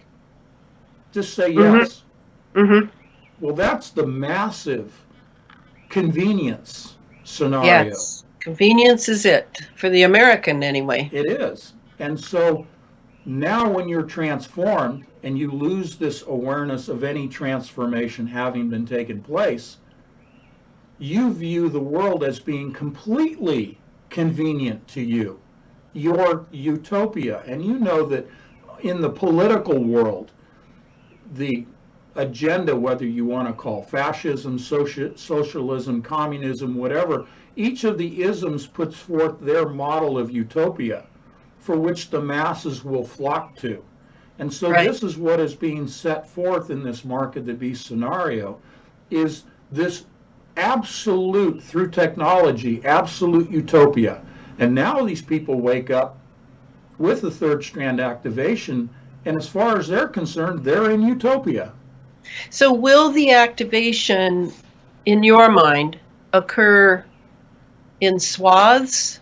I would think so. I would think they do as they have done, where they run a controlled experiment, sort of like Jade Helm was for AI, AI run battle models. Right.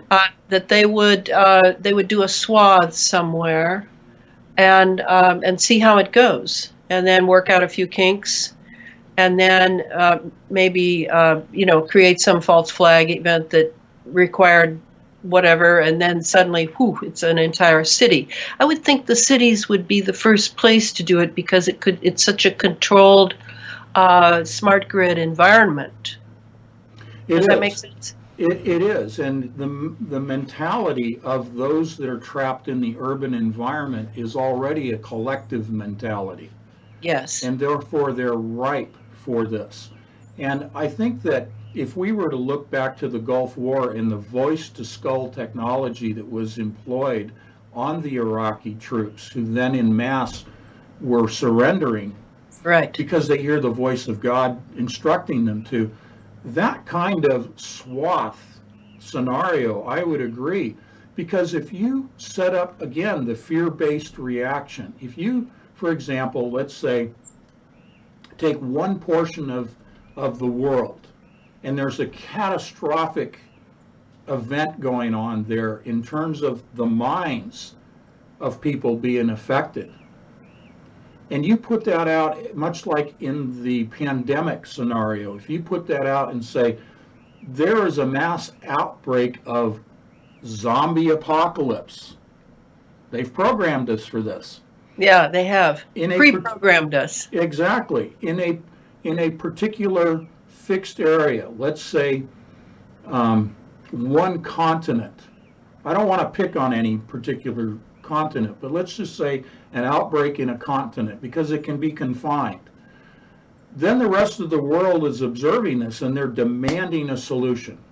Yes, yes, because they control all the media. I mean, the media have handed our reality to the what I call the global elite on a silver platter.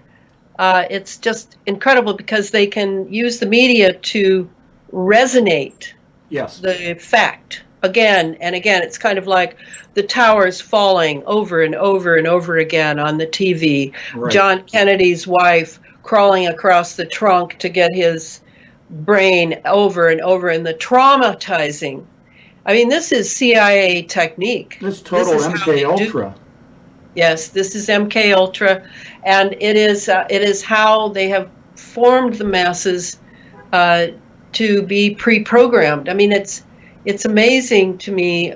All the movies now, almost. Well, I don't know about the comedy ones and that sort of thing, but the major ones seem to all be pre-programming us for apocalypse. Yes. Right. Yeah. The dystopian future. Yes. Yes, that they are creating with our help. So I wanted to check my notes here that I took from your site yesterday to see if I've missed something. I mean, I love the term digital biology. Thank you for that. And that we're moving graphic up for that you had requested, and that was the because I would like you to go over that. Sure. Moving molecular biology to bioengineering with computer-aided design programs. The bioengineering business model. Yeah, I mean, this is, this was my second major in college, undergrad, and I'm having to resurrect it after years and years of dormancy, and I'm not even going to be able to use that much because it's all different now. Right, it's true. molecular. It's not molecular anymore. No. Right? And it's a good point you bring up because you mentioned early on, you were talking about at the quantum level in discussing DNA. Yes. And absolutely, I am convinced, looking at the different scientific disciplines that are all focused in on DNA, and you look at the papers in different disciplines, and you look at the hardware, you look at the software, you look at the machinery that is being applied from these different directions in science toward DNA, and you begin to see that they absolutely have the ability at the fundamental particle level.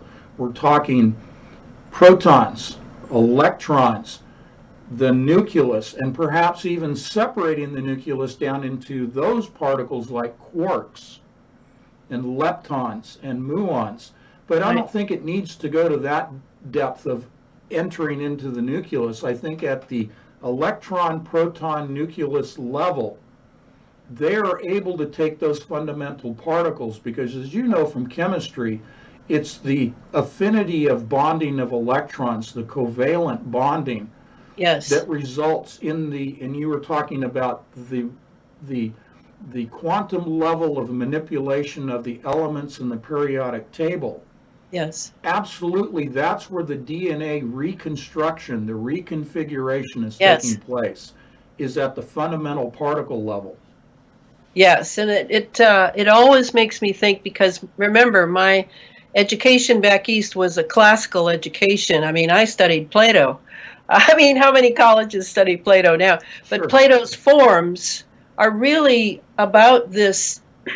They're usurping the place of the divine form that the human has always had with, what did you call them? Computer-aided design programs.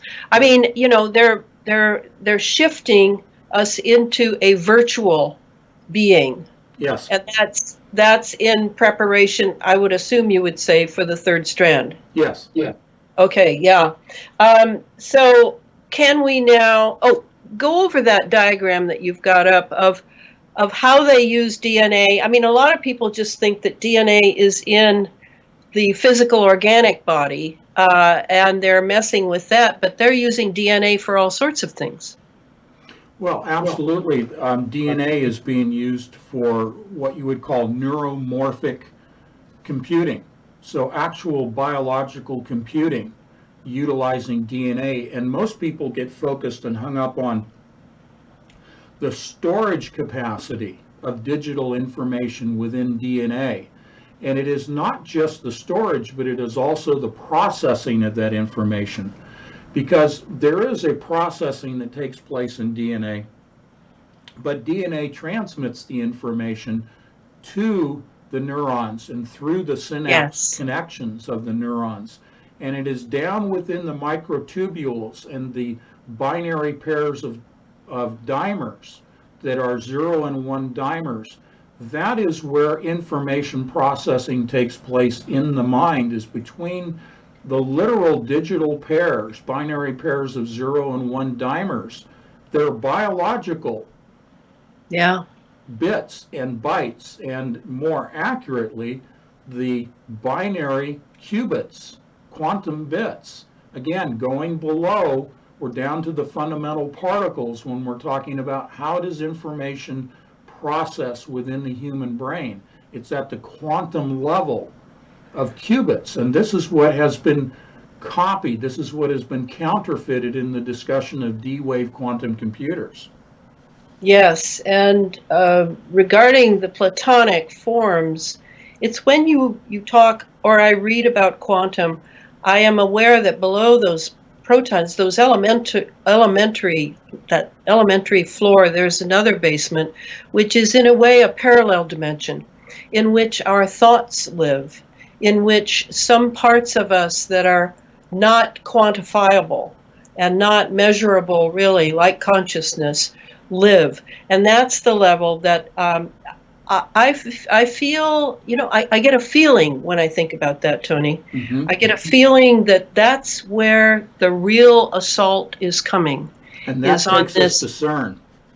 Yes, and I don't want to miss that. So come on, give with the goods. I heard that CERN is shut down for a while. Yeah, December 3rd of last year they shut down. They're going to swap out the magnets, put in bigger, more powerful ones, but there's a whole host of equipment that's being swapped out.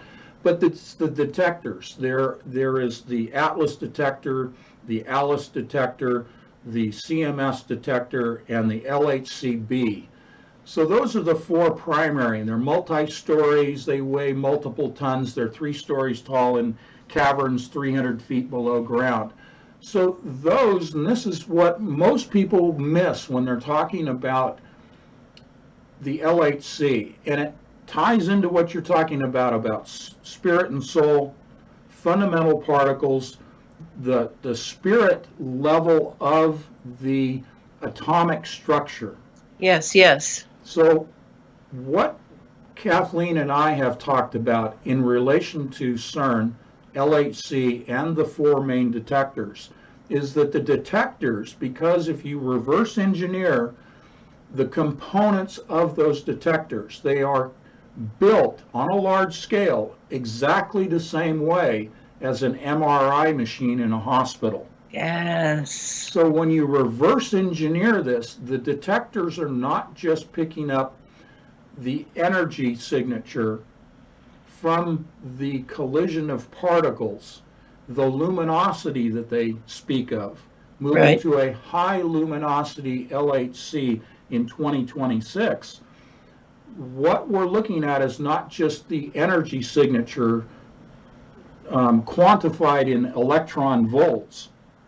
We are looking at the spiritual signature of fundamental particles below the level of quarks. We're going from the nucleus comprised of quarks, leptons and muons, to now well over 1,000 new fundamental particle discoveries that they call new physics with the existing machine. So when you get down to the lower basement level, as you're talking, of the atomic structure, we're now getting down to what they're seeking, and that is what they're seeking with the detectors, are the spiritual Yep. energies coming through from other parallel dimensions, as they Yep. define it, as they view it as parallel dimensions. I don't. Yeah. Yeah. Yeah. And that's my intuition, is that that's the place. And that's what CERN is about primarily. Absolutely. Yeah. And this Wow. is a discussion that you and I are having right now and sharing with our patrons here that is not occurring anywhere else, as far as I can tell. I don't What do you mean, think like other countries or what? You mean this discussion? this Oh, no. discussion, Oh, no. No, I mean, when I think that my second book, Under an Ionized Sky, is the only book out, the only book looking at the space fence, I'm just in awe. I just can't believe it. exactly, exactly. And it's, again, you're echoing the conversation that Kathleen and I have is, do you think anybody else is talking about the things that we're talking about, sitting in our living room having a conversation? I'm echoing with you what I have had in conversation with Kathleen. Yeah. Is anybody else seeing this? Is anybody else, are we crazy? Are we delusional? But you call it intuition. I call it the sharing through the Holy Spirit. Yes. Okay? Yes. The book of Daniel, we talk about a lot, has been opened, and those that are seeking are being provided the information according to what God wants an individual person to know, to be aware Yes. of, because we Yes. all have different skill sets, we're all different people, what it is he wants to share and in what quantities and according to his timetable of his plan, things are being revealed to us. So when you look at yourself individually, objectively, and you go, why am I seeing these things? Why am I the only one? Why is my book the only book talking about it? It's because you are being shown Mm-hmm. through that opening. You are being shown what you are seeking and what the Creator, what God wants to share with you. And you therefore may be the only person on the planet within a specific viewpoint, in a specific realm of seeking of specific information. You Yes. may be the only person that that information's been shared with. Yes. No, I do. When I look back, everything is driving me toward this, what I'm doing now. And then, Tony, remember, and this is kind of facetious, but my initials are EMF. I mean, what can you do when your initials are EMF? That's right. You're That's going to have right. to study it. Well, what can I do when my first two names are saints, Anthony and James? I know. There's the You're halo. you're all set up. Yeah. So, Tony, it's been 2 hours. Is that it? We can go longer. I mean, the audio, the group will stay with us pretty much as long as we're here. I've done 3 hours Oh my before. gosh, no, I can't do that. No, I'm no, it's up to you. You're the guest. But I know okay. we wanted to cover real Oh, quickly the encoding of data in DNA. it's yes, and to catch up on CERN to just get me on the page because I wanted to hear that it was a real shutdown. I wasn't sure it was real. All right, It so is a real shutdown. They are swapping out equipment. Okay, got it. Okay. But No, most people, this has been fantastic, and it's so rare I can talk to someone who is so knowledgeable. I can't tell you how much I appreciate it. I feel like I live in a kindergarten, or no, I won't even disparage a kindergarten. There is just such a torpor in the place I live, and people can't think anymore. They can't think. They can't read. They can't dialogue. It's all name calling and emotionalism, and I don't know what's happened to people, but I'm pretty much alone all the time now. Well, I'll tell you, if it were not for two groups, one group has a single occupant. That's my wife, Kathleen. The Yes. second group are my patrons. And if Yes. it were not for those two groups, I Yes. wouldn't have anyone to talk to. Yes, that's so wonderful you have that. I mean, I think of that fellowship factor, and I keep wanting to move from this place, but uh, and I don't quite know how to make it happen. And I have to do this book. I mean, I'm swimming in paper right now. I'm at that point, but this is going to be a real blockbuster. And this is my last book on the whole topic. I'll be done when I'm done with this. So I'll be calling on you through this. Oh, yeah. Yeah. For some What's the clarification. name of your book going to be? I put it I have up no earlier. idea. Go ahead and It's definitely promote going to it. have synthetic biology in the title. Synthetic biology, and will it include transhumanism in the title? Yes, it'll Okay. have those two terms in it. Okay. I'm going to give myself a lot more liberty in this book than I did the last two. The last two are just footnote heavy, Right. without that much commentary by me, just, segueing here and that. This is different. I'm going to people are going to hear from me, because this is a real burden on my heart, this whole thing. Well, they So- want to hear your voice. Yes, and my Because voice. you are unique in what you're presenting. And as soon as you are ready to put up something that is promotional, whether it's a graphic or a video, I will post it on my homepage. I will send it to all of my patrons and ask them and encourage them to pass it on to others. And as soon as you have a draft manuscript that you feel you want to share with me, I'll definitely dedicate my time to reading it and giving comment. But Thank you so in the much, development Tony. of that, I'm happy to collaborate with you in the development. And I really appreciate your spirituality, yours and Kathleen's, and your patrons. I don't talk about my spirituality because it's very private and is what I lean on very heavily. But you will definitely be in this book, Tony, and it will be it'll be about the spiritual, because this is going to have the spiritual in it, and it'll be about, of course, CERN and DNA. So I'm so glad to count you a friend. No, it's been a pleasure conversing with you over the years. And the thing that Kathleen always likes to say about what we're doing is that we are studying the spiritual side. We're examining the spiritual side of quantum mechanics.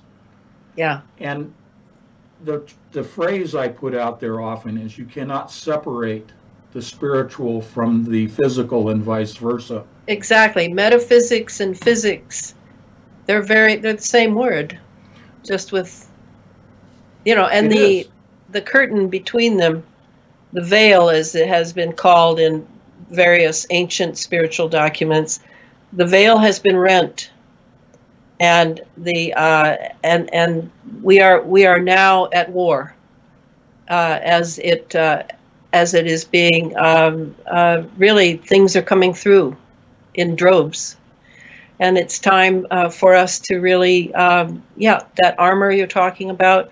I absolutely have that armor, and am so thrilled that I have so much help coming from all quarters, including you. It's essential, because really the only antidote is our spiritual relationship. Yes. And one of my other silly, trite things that I've said over the last couple of years is based on quantum mechanics. And people have asked me, in terms of physics, what is prayer? And so I like to just sort of tongue-in-cheek say, well, we're quantum entangled with Jesus Christ. Okay? That's good. But that's really good. Kathleen is texting me and asking me, and of course she's expressing her thanks to you as well. And she's very much in alignment with the things that you teach. Yes. And she appreciates you as a teacher. And that's really our role. We're not here for our own ego, you and I.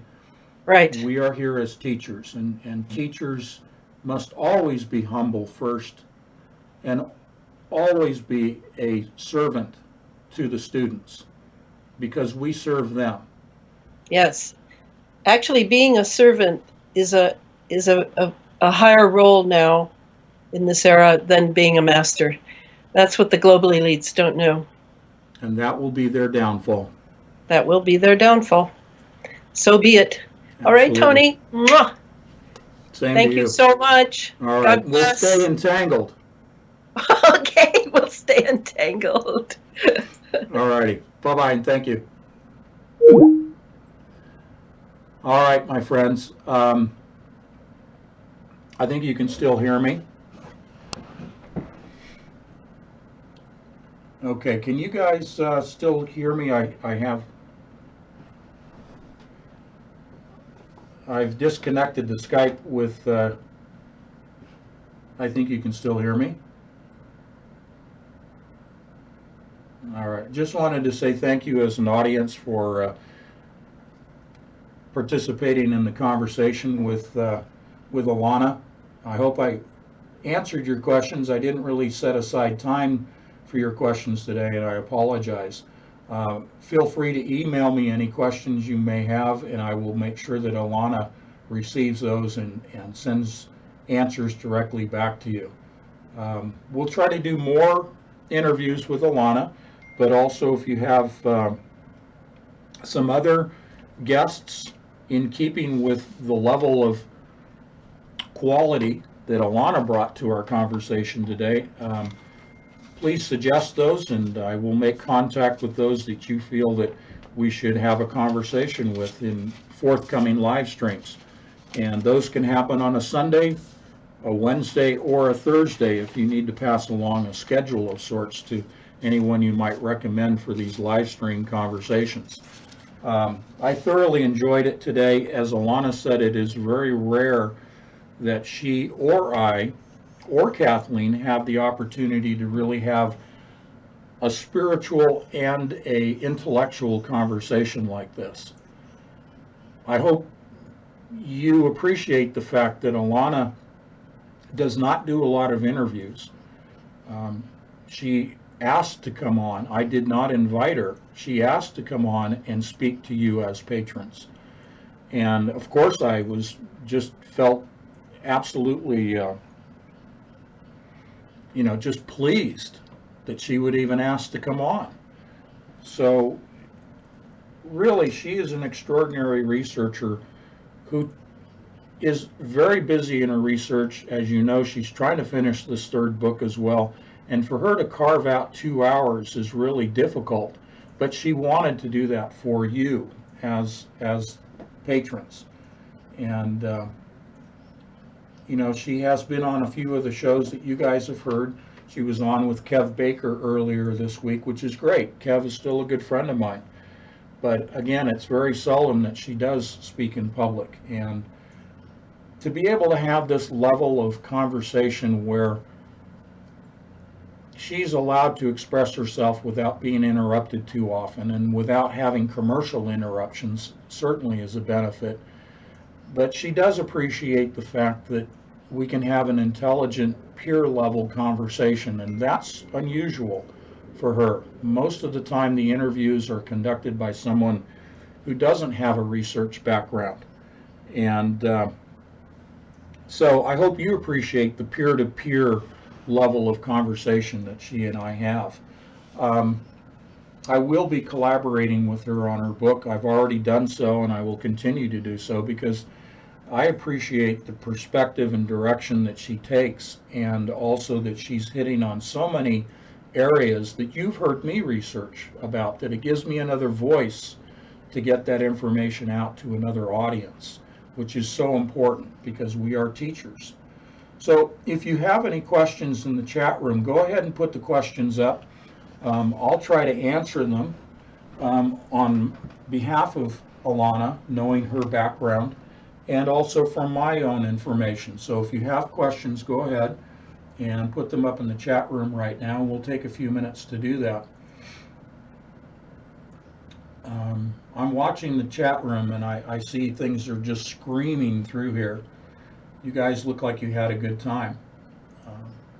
I thank you for all of your prayers and your blessings. Thank you very much on behalf of Kathleen and myself. You can go to elanafreeland.com. Just type in elanafreeland.com and her books are available there. They're also available through Amazon, but if you buy them directly through her, then she gets a little bit more of a benefit from that. Let's see. Yes, Anthony, will 5G go satellite? Andy Parton is asking.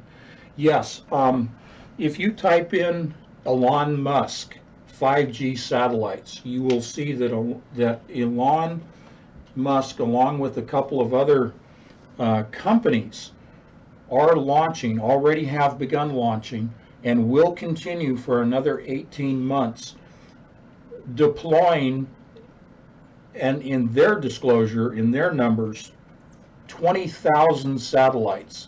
If you look at the January issue of Entangled Magazine, I cover this, that they are deploying satellites, very small satellites, that have what are known as phased array antennas on them. And the phased array means that these individual antennas on an individual satellite, those antennas can be manipulated, they can be steered, they can be focused so that the 5G signal pinpoints a spot on the Earth as small as 1 foot in diameter. Phased array, pinpoint. This is the same thing that is used in active denial millimeter wave and microwave systems for crowd control. Active denial systems use phased array. Phased array are also used in missile defense systems like the Patriot missile system and the Iron Dome missile system in Israel.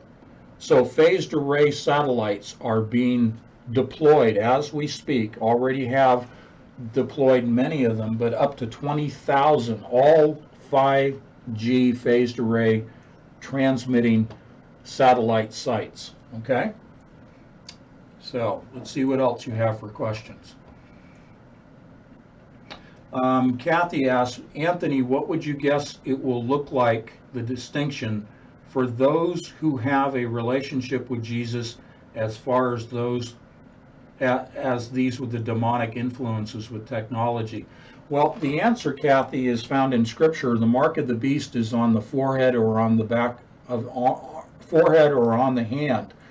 The seal of God is on the forehead of those that do not take the mark of the beast. They receive the seal of God on their forehead. Now, if you want to bring in the scenario of the rapture, it is those that are left behind post-rapture that then have the seal of God on their forehead because they've made the conscious decision, the free will decision, to not take the mark of the beast. So there's a mark of the beast, which is the counterfeit. Again, Satan's always counterfeiting the systems of God. The mark of the beast is the counterfeit to the visible seal on the forehead of those that are saved through God, through Jesus Christ. So whether you want to consider and include the discussion of the rapture in that or not is by your choice, by your interpretation, by your belief system. But as I view it, it is a post-rapture situation when those that turn to God for salvation and deny Satan and his beast system that then are sealed on the forehead. Okay? All right, let's see what else we have for questions. I want to scroll back up here again. Anthony, this is a question from Midge. Anthony, do you think that the Black Knight belongs to Elon Musk or Geordie Rose, the Black Knight? Are you talking about the Black Knight in terms of a satellite? Clarify that for me, Midge, if you would. The Black Knight being a satellite? Is that what you mean? If so, that would be a Black Knight satellite that belongs to Elon Musk. Geordie Rose, as far as I know, is not involved in any of the satellite system development or deployment. Healthcare says, would you please do a show with Marfugal News And Troy from Healthcare Sucks. Oh, that's from Troy. With Marfugel. Have them email me, okay? Healthcare. I'll do a show if it's appropriate, but I need to take a look at and vet Marfugel news first before I make any commitment on that. But go ahead and email me the information, and then I can take a look at some of these. Okay? Humble Power says, I would like to hear you take on the Noahide laws and their purpose. Okay, Humble Power, if you will go back 2 Sundays, okay? Not the Sunday live stream I just did with Kathleen, but the Sunday live stream before that is in the archives in the patrons area on my website. Kathleen and I spent 3 hours on the Noahide laws. That's 2 Sunday live streams ago, okay? Alrighty. Okay, Dawn's Awakening. If you have an infirmity that if you don't use man's medicine, you die, would you stop taking it? I am saved by the blood of Jesus. I would say that any medication, any medication or medical procedure that you feel led to utilize, to employ, feel led through the Holy Spirit, preface all decisions with prayer. Preface all decisions with prayer.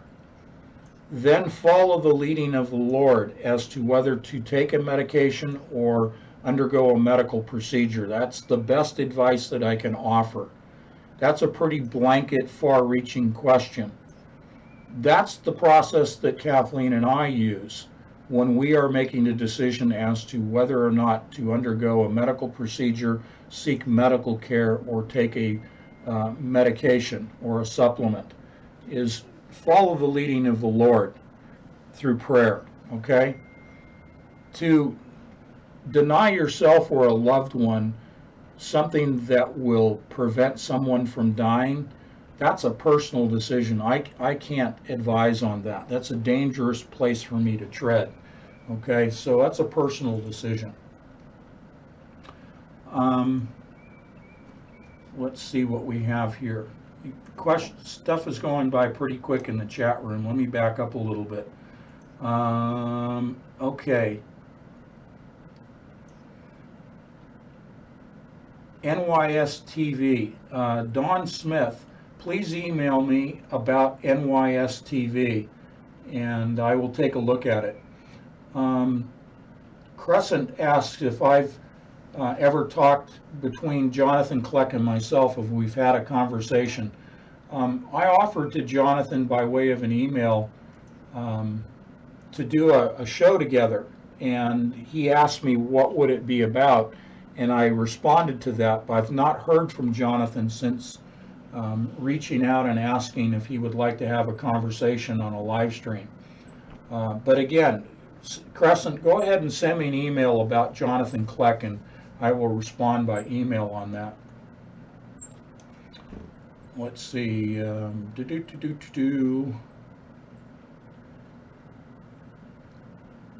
Okay, Midge, Andy is asking you, Midge, do you mean the mystery object that's been photographed? See, the Black Knight, I believe, is a satellite that you're referring to, a pyramid-shaped satellite. That would not be something that Elon Musk would publicly disclose, and it's not something of Geordie Rose. If there is a black pyramid satellite in orbit, if that's real, if that's factual, then that would be something that was put up there by the intelligence communities. Okay, so, I mean, I don't have any knowledge on that. It's not something I've really explored, so I can't answer that question. Let's see. Just, again, looking at what you guys here talking about in the chat room. Let's see what we have. Okay, so Humble Power would like my take on the Noahide laws and their purpose. Please listen to the 3-hour live stream. I mean, we say it at the beginning. We're pretty clear right in the beginning. You don't have to listen to the whole live stream to know our position on it. But in a nutshell, it's extremely dangerous, okay, especially to Christians.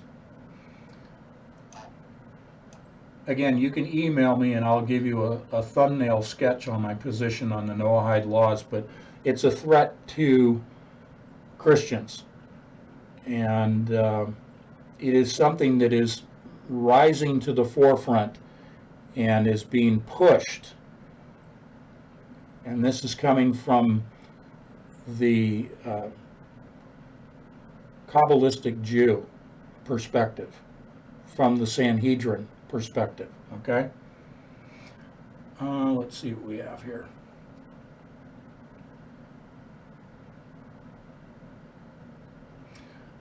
Question from Paul. Sorry, it's jumping around here, so let me see. From Paul, Anthony, what do you think of Planet X? NASA in the 80s talked about it when it was hush-hush. Do you think it could be wormwood?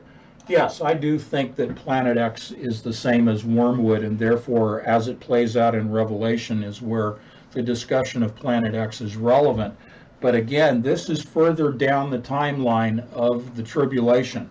Planet X, in my estimation, is not something that is having a physical effect upon the Earth yet. We would see dramatic tectonic effects and orbital effects upon the Earth already. The orbit of the planet, the rotation of the planet, the alignment of the poles, all of those things would be dramatically undergoing changes due to the close proximity of wormwood. I do not think that wormwood, or Planet X if you want to call it that, has entered into our solar system yet. That is a tribulation, perhaps the Great Tribulation, the later 3.5 years of the 7-year tribulation. And speaking of that, now there's some discussion as to whether the tribulation is actually 7 years, or perhaps that we may have entered into already the first 3.5-year time period, somewhere in that first half of the tribulation. If it is 7 years, that perhaps we're already in it. I don't know. I think there's a 7-year tribulation. That's my perspective at this point. And the latter half, the latter 3.5, is the Great Tribulation, and that's where I think that more of these factors such as wormwood begin to take place, and that is where I see the opening of the abyss to fall into that 3.5-year Great Tribulation time frame. Okay? Let's see what else you have.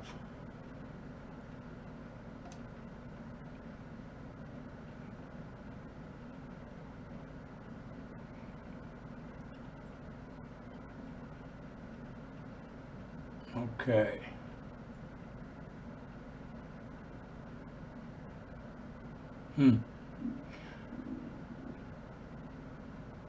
All right. Yeah, Midge, I see you're having some trouble in the chat room. Flower, question, is 5G all bad for health, or could there also be a positive side effects from 5G? No. 5G is absolutely a weapons system. The only positive would be the communications that we're experiencing. I have a 5G Wi-Fi router. I have my computer actually connected by Ethernet to my 5G router here in the home right now. So there's a positive. We're able to communicate. But beyond that, it is intended as a weapons system. There's no positive health applications of 5G. Alrighty.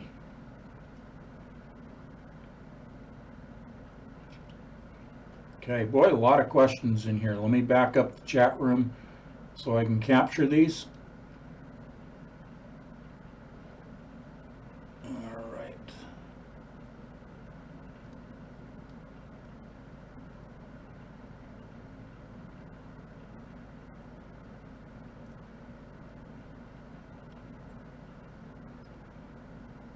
Okay, Jonathan asks, Anthony, what is your opinion about the topic UFO disclosure? Do you feel it is something that will happen soon? Yes, the UFO disclosure is a psychological operation. It will be used at the time of the rapture to explain the sudden disappearance of people in the rapture. The UFO disclosure is the whole discussion that I had in my very first book. In the early chapters of Covert Catastrophe, I describe the false arrival, the holographic projection of UFOs and the return of what is described as our benevolent ancestors from the stars returning. That's the opening of Covert Catastrophe. So the UFO disclosure is a psychological operation to explain away the sudden disappearance of those that are saved, those that are believers, those that have been saved through the blood of Jesus Christ, who are suddenly snatched out, and the explanation is the UFOs took them. The scenario is that UFOs are real. Our benevolent ancestors from the stars have returned to save mankind, to bring about the one world religion, the one world leader. All of this ties into the UFO disclosure as solving the world's problems. Okay? This is tied in with this whole Antichrist, this whole image of the first beast. The UFOs is simply those manifestations of the demonic realm, the spiritual manifesting as the physical. Yes, insofar as craft. There are craft in the secret space program that Elana was making reference to. There are man-made UFOs in a secret space program scenario. But the majority of the UFOs are spiritual manifestations as spirits, but also in the physical in terms of craft. Because remember, demons can morph into any configuration, even the configuration that appears as a spacecraft, as a UFO. That is a spiritual entity that has morphed itself into a physical form. So it's not just a humanoid form, but it can also be a form that one would describe as a UFO. Okay? So this is purely from the demonic realm. These are not spacecraft coming from other star systems. These are interdimensional beings that are manifesting themselves in our dimension, be they in a form like a little gray or in the form of a physical craft. That is still a demonic entity. Okay? All right, let me scroll back up through the chat room. I know that these keep coming in as I'm answering, so let me back up a little bit.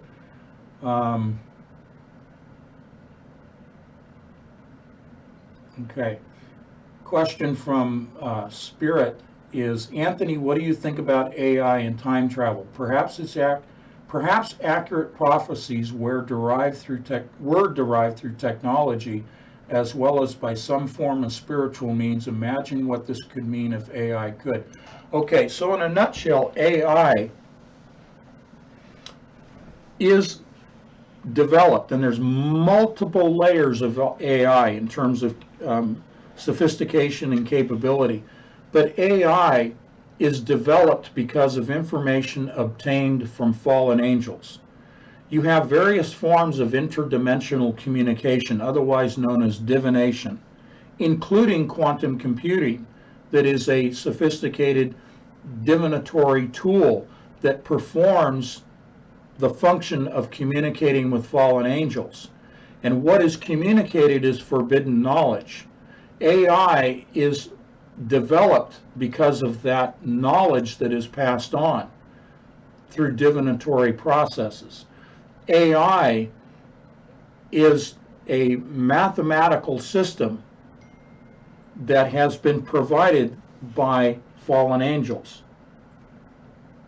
Now, AI, as it is itself, is not a spirit. It is a mechanism.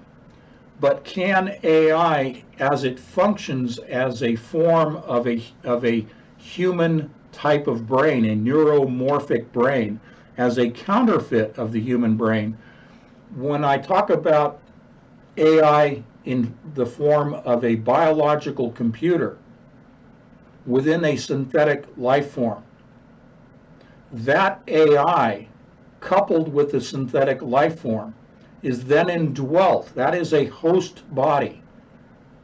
AI functioning as a biological brain, biological in that it has been programmed using the algorithms of software mathematics.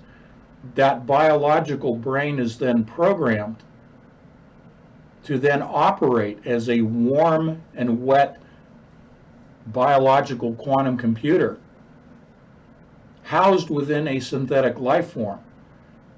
Those two together are then a host body that is then indwelt by one or more demonic spirits. That's the purpose of the synthetic life forms, is to be a host body for demonic entities to then be housed in. Okay? Anthony, what do you think about AI and time travel, as I didn't answer that portion of it? Time travel does not exist. Humans were not developed, nor are capable of time travel.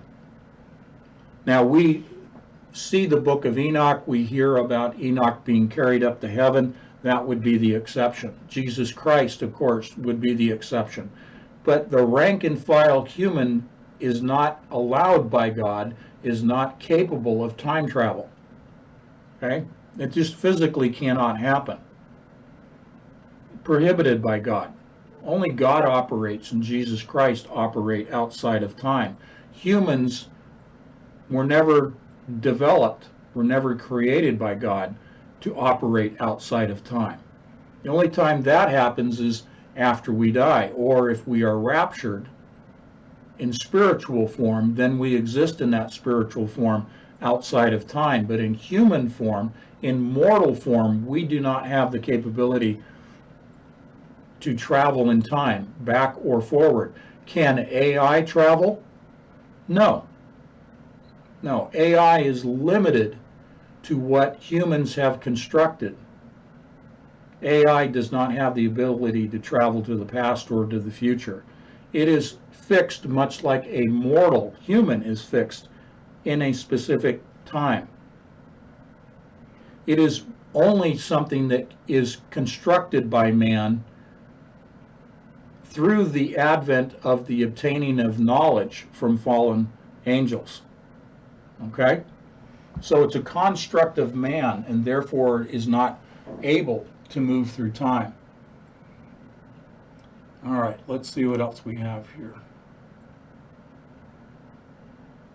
Ricky says, Anthony, script says, those that came out of the Great Tribulation in Revelation. So Christians are going to be in the Great Tribulation and then we come out. There's no rapture. Well, that's an interpretation. I respect that. I respect that. It's not a problem. I respect other people's interpretations. I'm not one to know the mind of God.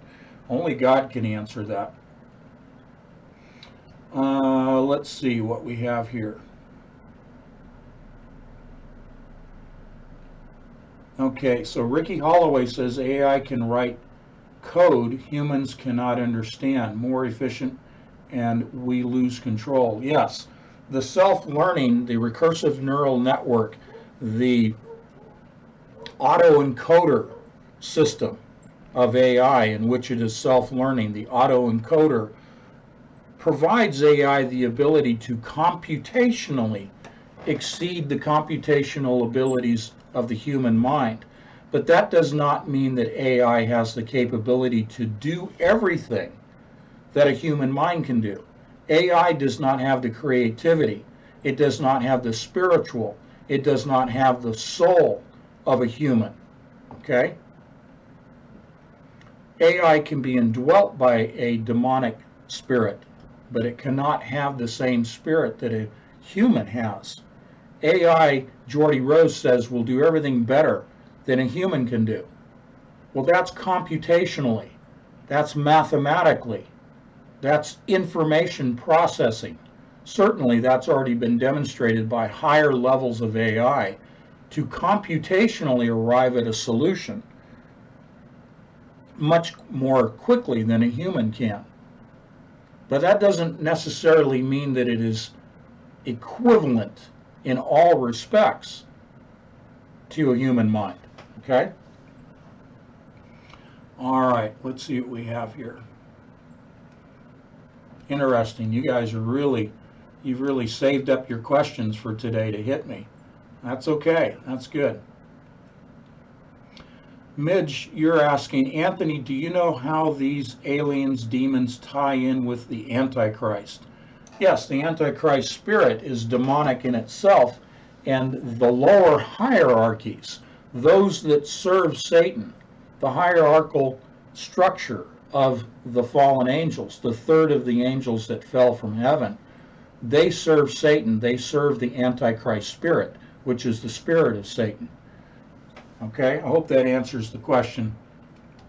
Aliens and demons tie in with the Antichrist because they are of the same spirit. Okay? And let's see.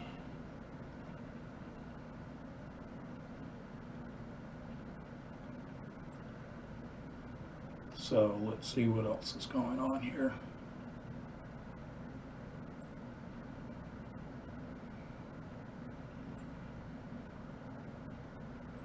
Just looking at your comments in the chat room.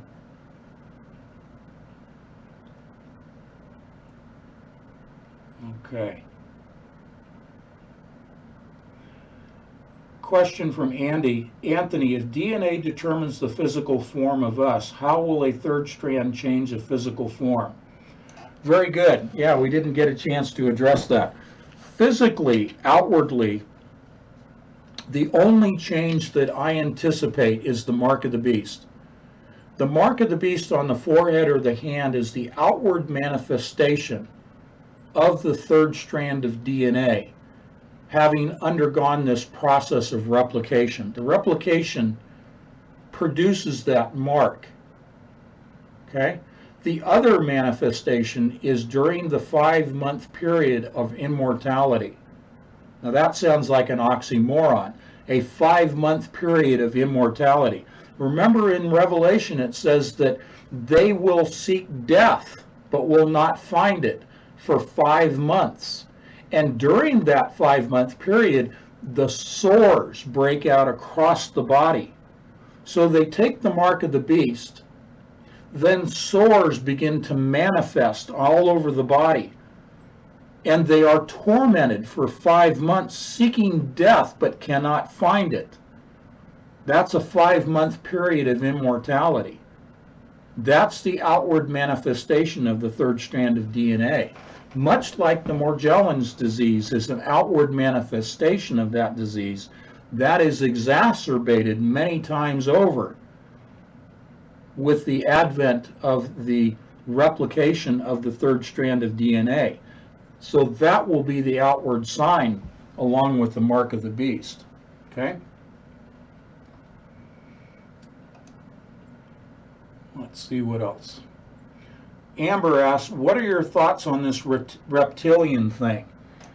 Well, the reptilian, I think you have to define the reptilian much more carefully, and it is the serpent seed. It is the vipers. Remember, in Scripture, in the temple, Jesus Christ calls out the Pharisees and the Sadducees as being the offspring, the children, the sons of vipers. So reptilian is really vipers.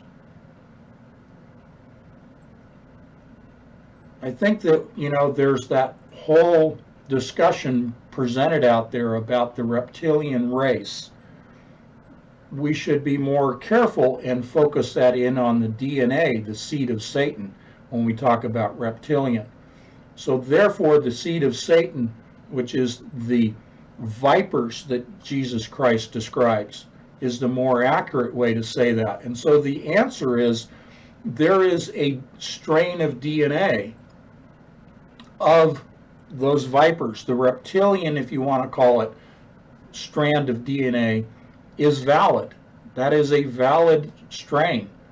That is a strain of DNA. That is a family tree. That is a lineage of vipers that has carried on since the time of Noah. It was not eliminated in the flood. It continued on to today. And that's where you also see the discussion of the Nephilim, the Anunnaki. That bloodline continues today and is manifesting. And therefore, like the days of Noah that we're in again today, that bloodline, that viper, that pit of vipers, continues today. We have Pharisees and Sadducees today. Literally. We see the Sanhedrin and the Noahide laws. All of that factors into that bloodline. And because we're in the days of Noah, God will eliminate once and for all. That's why the lake of fire is there. It's not just for Satan, the lake of fire, but it is all his demons and that bloodline of viper blood, the seed of Satan, all those humans that don't seek Jesus Christ, that don't seek salvation, that don't seek the face of God, will also be cast into the lake of fire after the conclusion of the millennial reign. So that bloodline will biologically be burned, along with all the elements. Okay, let's see. Boy, you guys really are taking your opportunity with questions. That's okay. That's all right.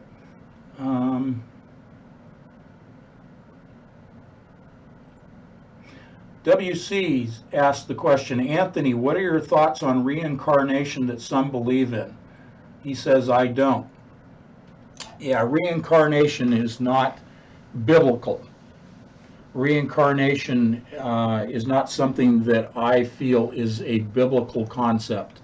That is for the dark arts, the mystical societies, the mystery societies, the New Agers. If you want to put it in this term, I don't believe in reincarnation. Now, if you believe that the resurrection of Jesus Christ is a form of reincarnation, so be it.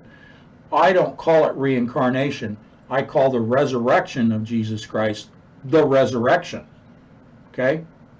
Plain and simple. But for humans to be reincarnated, no, I don't think it's biblical. Alrighty.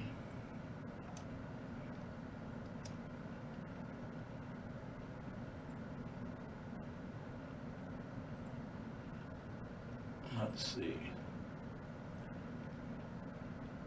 WC also is asking, what creates that belief that they lived before? Well, that's a good question. The belief that they lived before, that they reincarnated, and it gets into the discussion of DNA and whether there are memories that are embedded in our DNA, generational memories. Well, I think the way to answer that is, do you recognize the traits of your ancestors within yourself?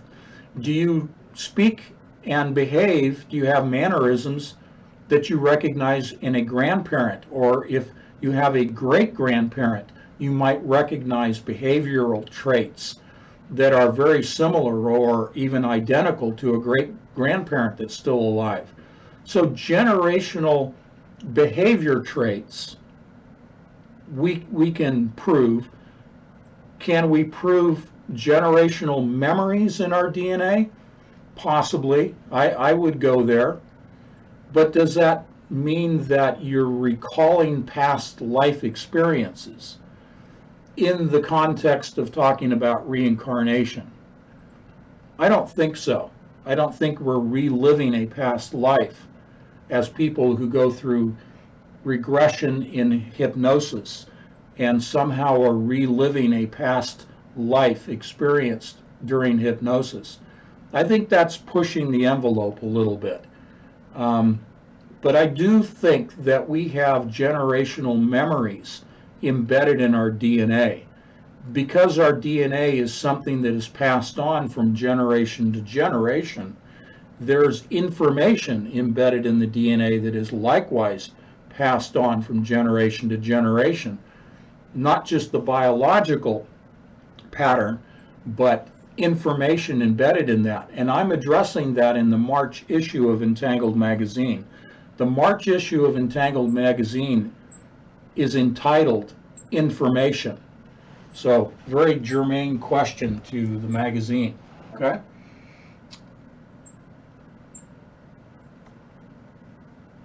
All right.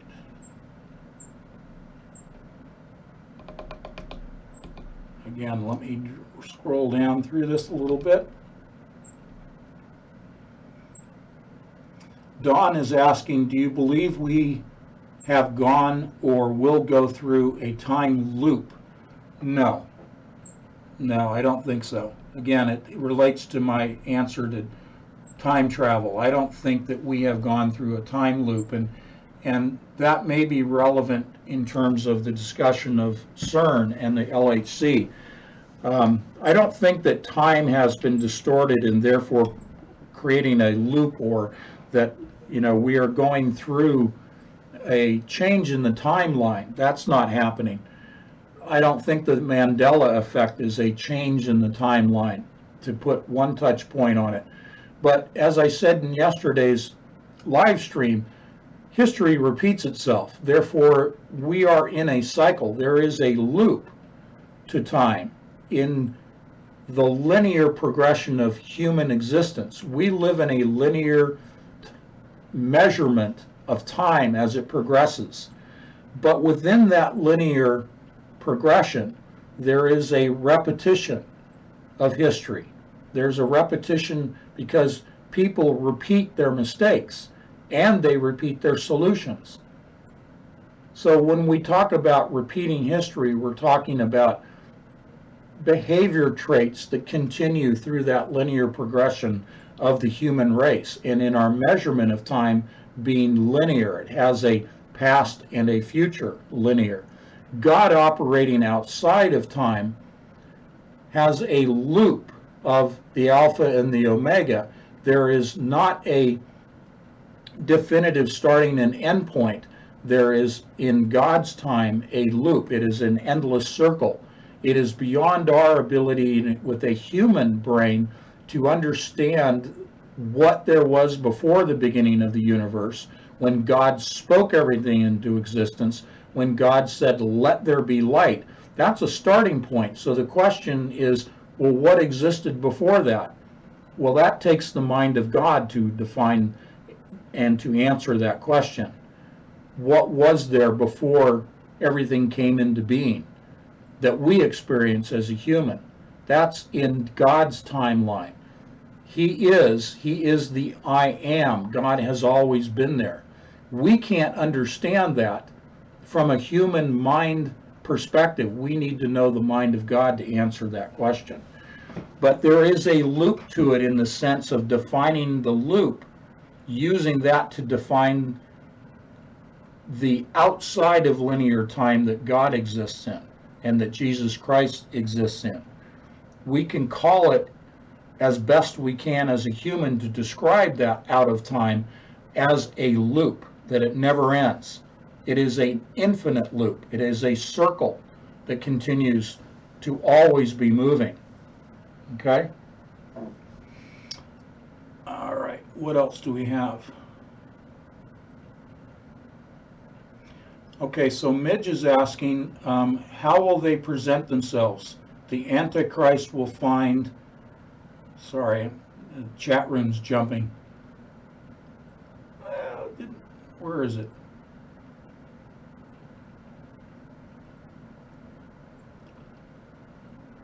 Sorry, the postings are making the chat room jump around a little bit.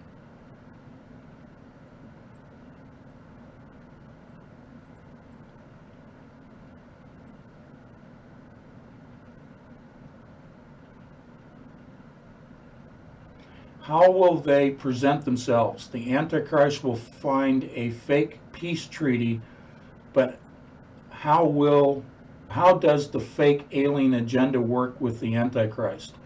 Oh, good question. Okay, that comes from Midge. The fake alien agenda and the Antichrist is the Antichrist presenting this holographic false rapture. Okay?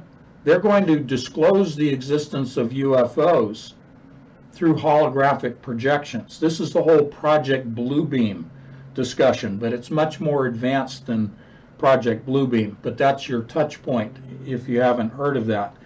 The Antichrist, in so far as the image of the first beast, the image of the first beast is performing signs and wonders, perceived as miracles. That's part of that false disclosure and holographic projections of UFOs.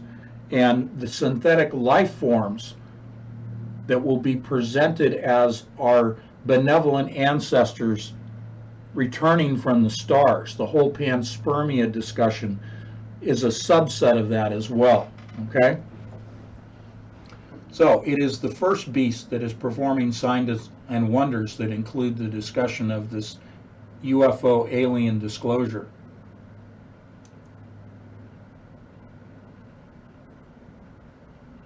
All right. Can you talk about the erratic magnetosphere? Susan is asking that question. Yes, the magnetosphere is erratic. The progression of the poles, northern pole in particular towards Siberia, but the southern pole is migrating as well. This is a phenomenon of the liquid iron core that is rotating. It spins just like the planet spins. The movement of that, the orbiting, the rotation, I should say, the rotation of the core, just like a gyroscope, if it begins to slow its rotation, will begin to tilt to one side, just like a gyroscope will begin to tilt to one side as it begins to slow in its rotation. And because it tilts, the magnetosphere, the magnetic lines of force, the magnetosphere and magnetopause of the Earth itself, just like if you imagined one that was produced in a gyroscope with a north and south pole on the gyroscope, as the gyroscope tilts, just like the planet tilts, because the core is tilting, those magnetosphere lines begin to tilt as well. They begin to migrate towards the tilt of the planet that is reflective of the tilt of the liquid iron core. So we see the migration of the poles because of this tilt. And that changes the shape, that changes the morphology, changes the shape of the magnetosphere. Now, you've heard me discuss the magnets at CERN and the effects of CERN and the effects of the synchrotron energies of gamma rays and X-rays and the magnetic lines of force of the magnets themselves having an effect on the magnetosphere. And that will cause a distortion. But most of the distortion is occurring because of the distortion to the liquid iron core because of the advent of strangelets produced by the LHC and the RHIC at Brookhaven. Strangelets exist in the core of the planet and having its effect. I refer you to all of my discussions in Entangled Magazine about strangelets. Okay? That's a very long topic to present today. But the magnetosphere is being affected by the change in the rotational speed and the tilt of the liquid iron core. Okay? Alrighty. Okay. One last question. Midge, okay, I see what you're saying. All right. Okay, so we're up to 3 hours and I'm losing my voice here. I think that'll conclude for questions for today. Feel free, as always, you can send me questions by email at anthonypatchauthor, A-U-T-H-O-R, anthonypatchauthor @gmail.com. Happy to take more questions on Sunday when we do our live stream Sunday, 7 o'clock Eastern Time. Thank you very much for your participation. See, I can't talk. It's been 3 hours. Your participation today. Elana, very much enjoyed your interaction in the chat room and your welcoming of her and your appreciation for her research. So ElanaFreeland.com is where you can find her books and her research. And I'm sure we will have her back on for another live stream as time allows in her research and her production of her third book, which will be Synthetic Biology and Transhumanism. That's the working title. Certainly it will include synthetic biology in her third book. And yours truly has been invited to collaborate with her, and I will gladly do that. So thank you again. Thank you for all of your support. Thank you for your patriotism, if we want to call it that. And Kathleen thanks you as well. And we'll talk to you again on Sunday. Tomorrow, late tomorrow, it will be probably in the evening. Late tomorrow, Entangled Magazine will be released. I'm bringing in some late-breaking information that's just come in yesterday and today. D-Wave included. I sent you some announcements yesterday about D-Wave's latest computer. So I'm going to add that into the March issue of Entangled Magazine. And so it will be delayed a little bit. So it'll be Friday evening. Today is Thursday. Friday evening, the magazine will actually come out. So don't be dismayed if you don't receive it first thing in the morning. Okay? The live stream will be posted on YouTube. It will be public. Yesterday's live stream is going to be the Blog Talk Radio broadcast on Friday evening. Today's live stream will only be available through my YouTube channel, and it will be made public. It will take a little bit of time because Doug Diamond from Diamond Media will be enhancing the audio. He'll be improving the quality of the audio. He'll be posting some graphics as well on the YouTube version of today's live stream. So if you want to let other people know that this information, this interview with Elana is public, it's not just for the patrons, and I thank you for allowing me to make it public, even though you're the ones who are responsible for this even happening. And I thank you again for your generosity in allowing me to post some of our live streams to the general public. But it helps to bring more people to the conversation, and that helps in our educational process when we get to hear from new patrons that come into the conversation. So with that, I'm going to say thank you, and God bless you all. And it's been a wonderful day. It's awesome. 3 hours today. It was great to be able to answer some of your questions following the conversation with Elana. So with that, again, I'll say thank you and God bless you, and we'll talk to you on Sunday. Bye-bye.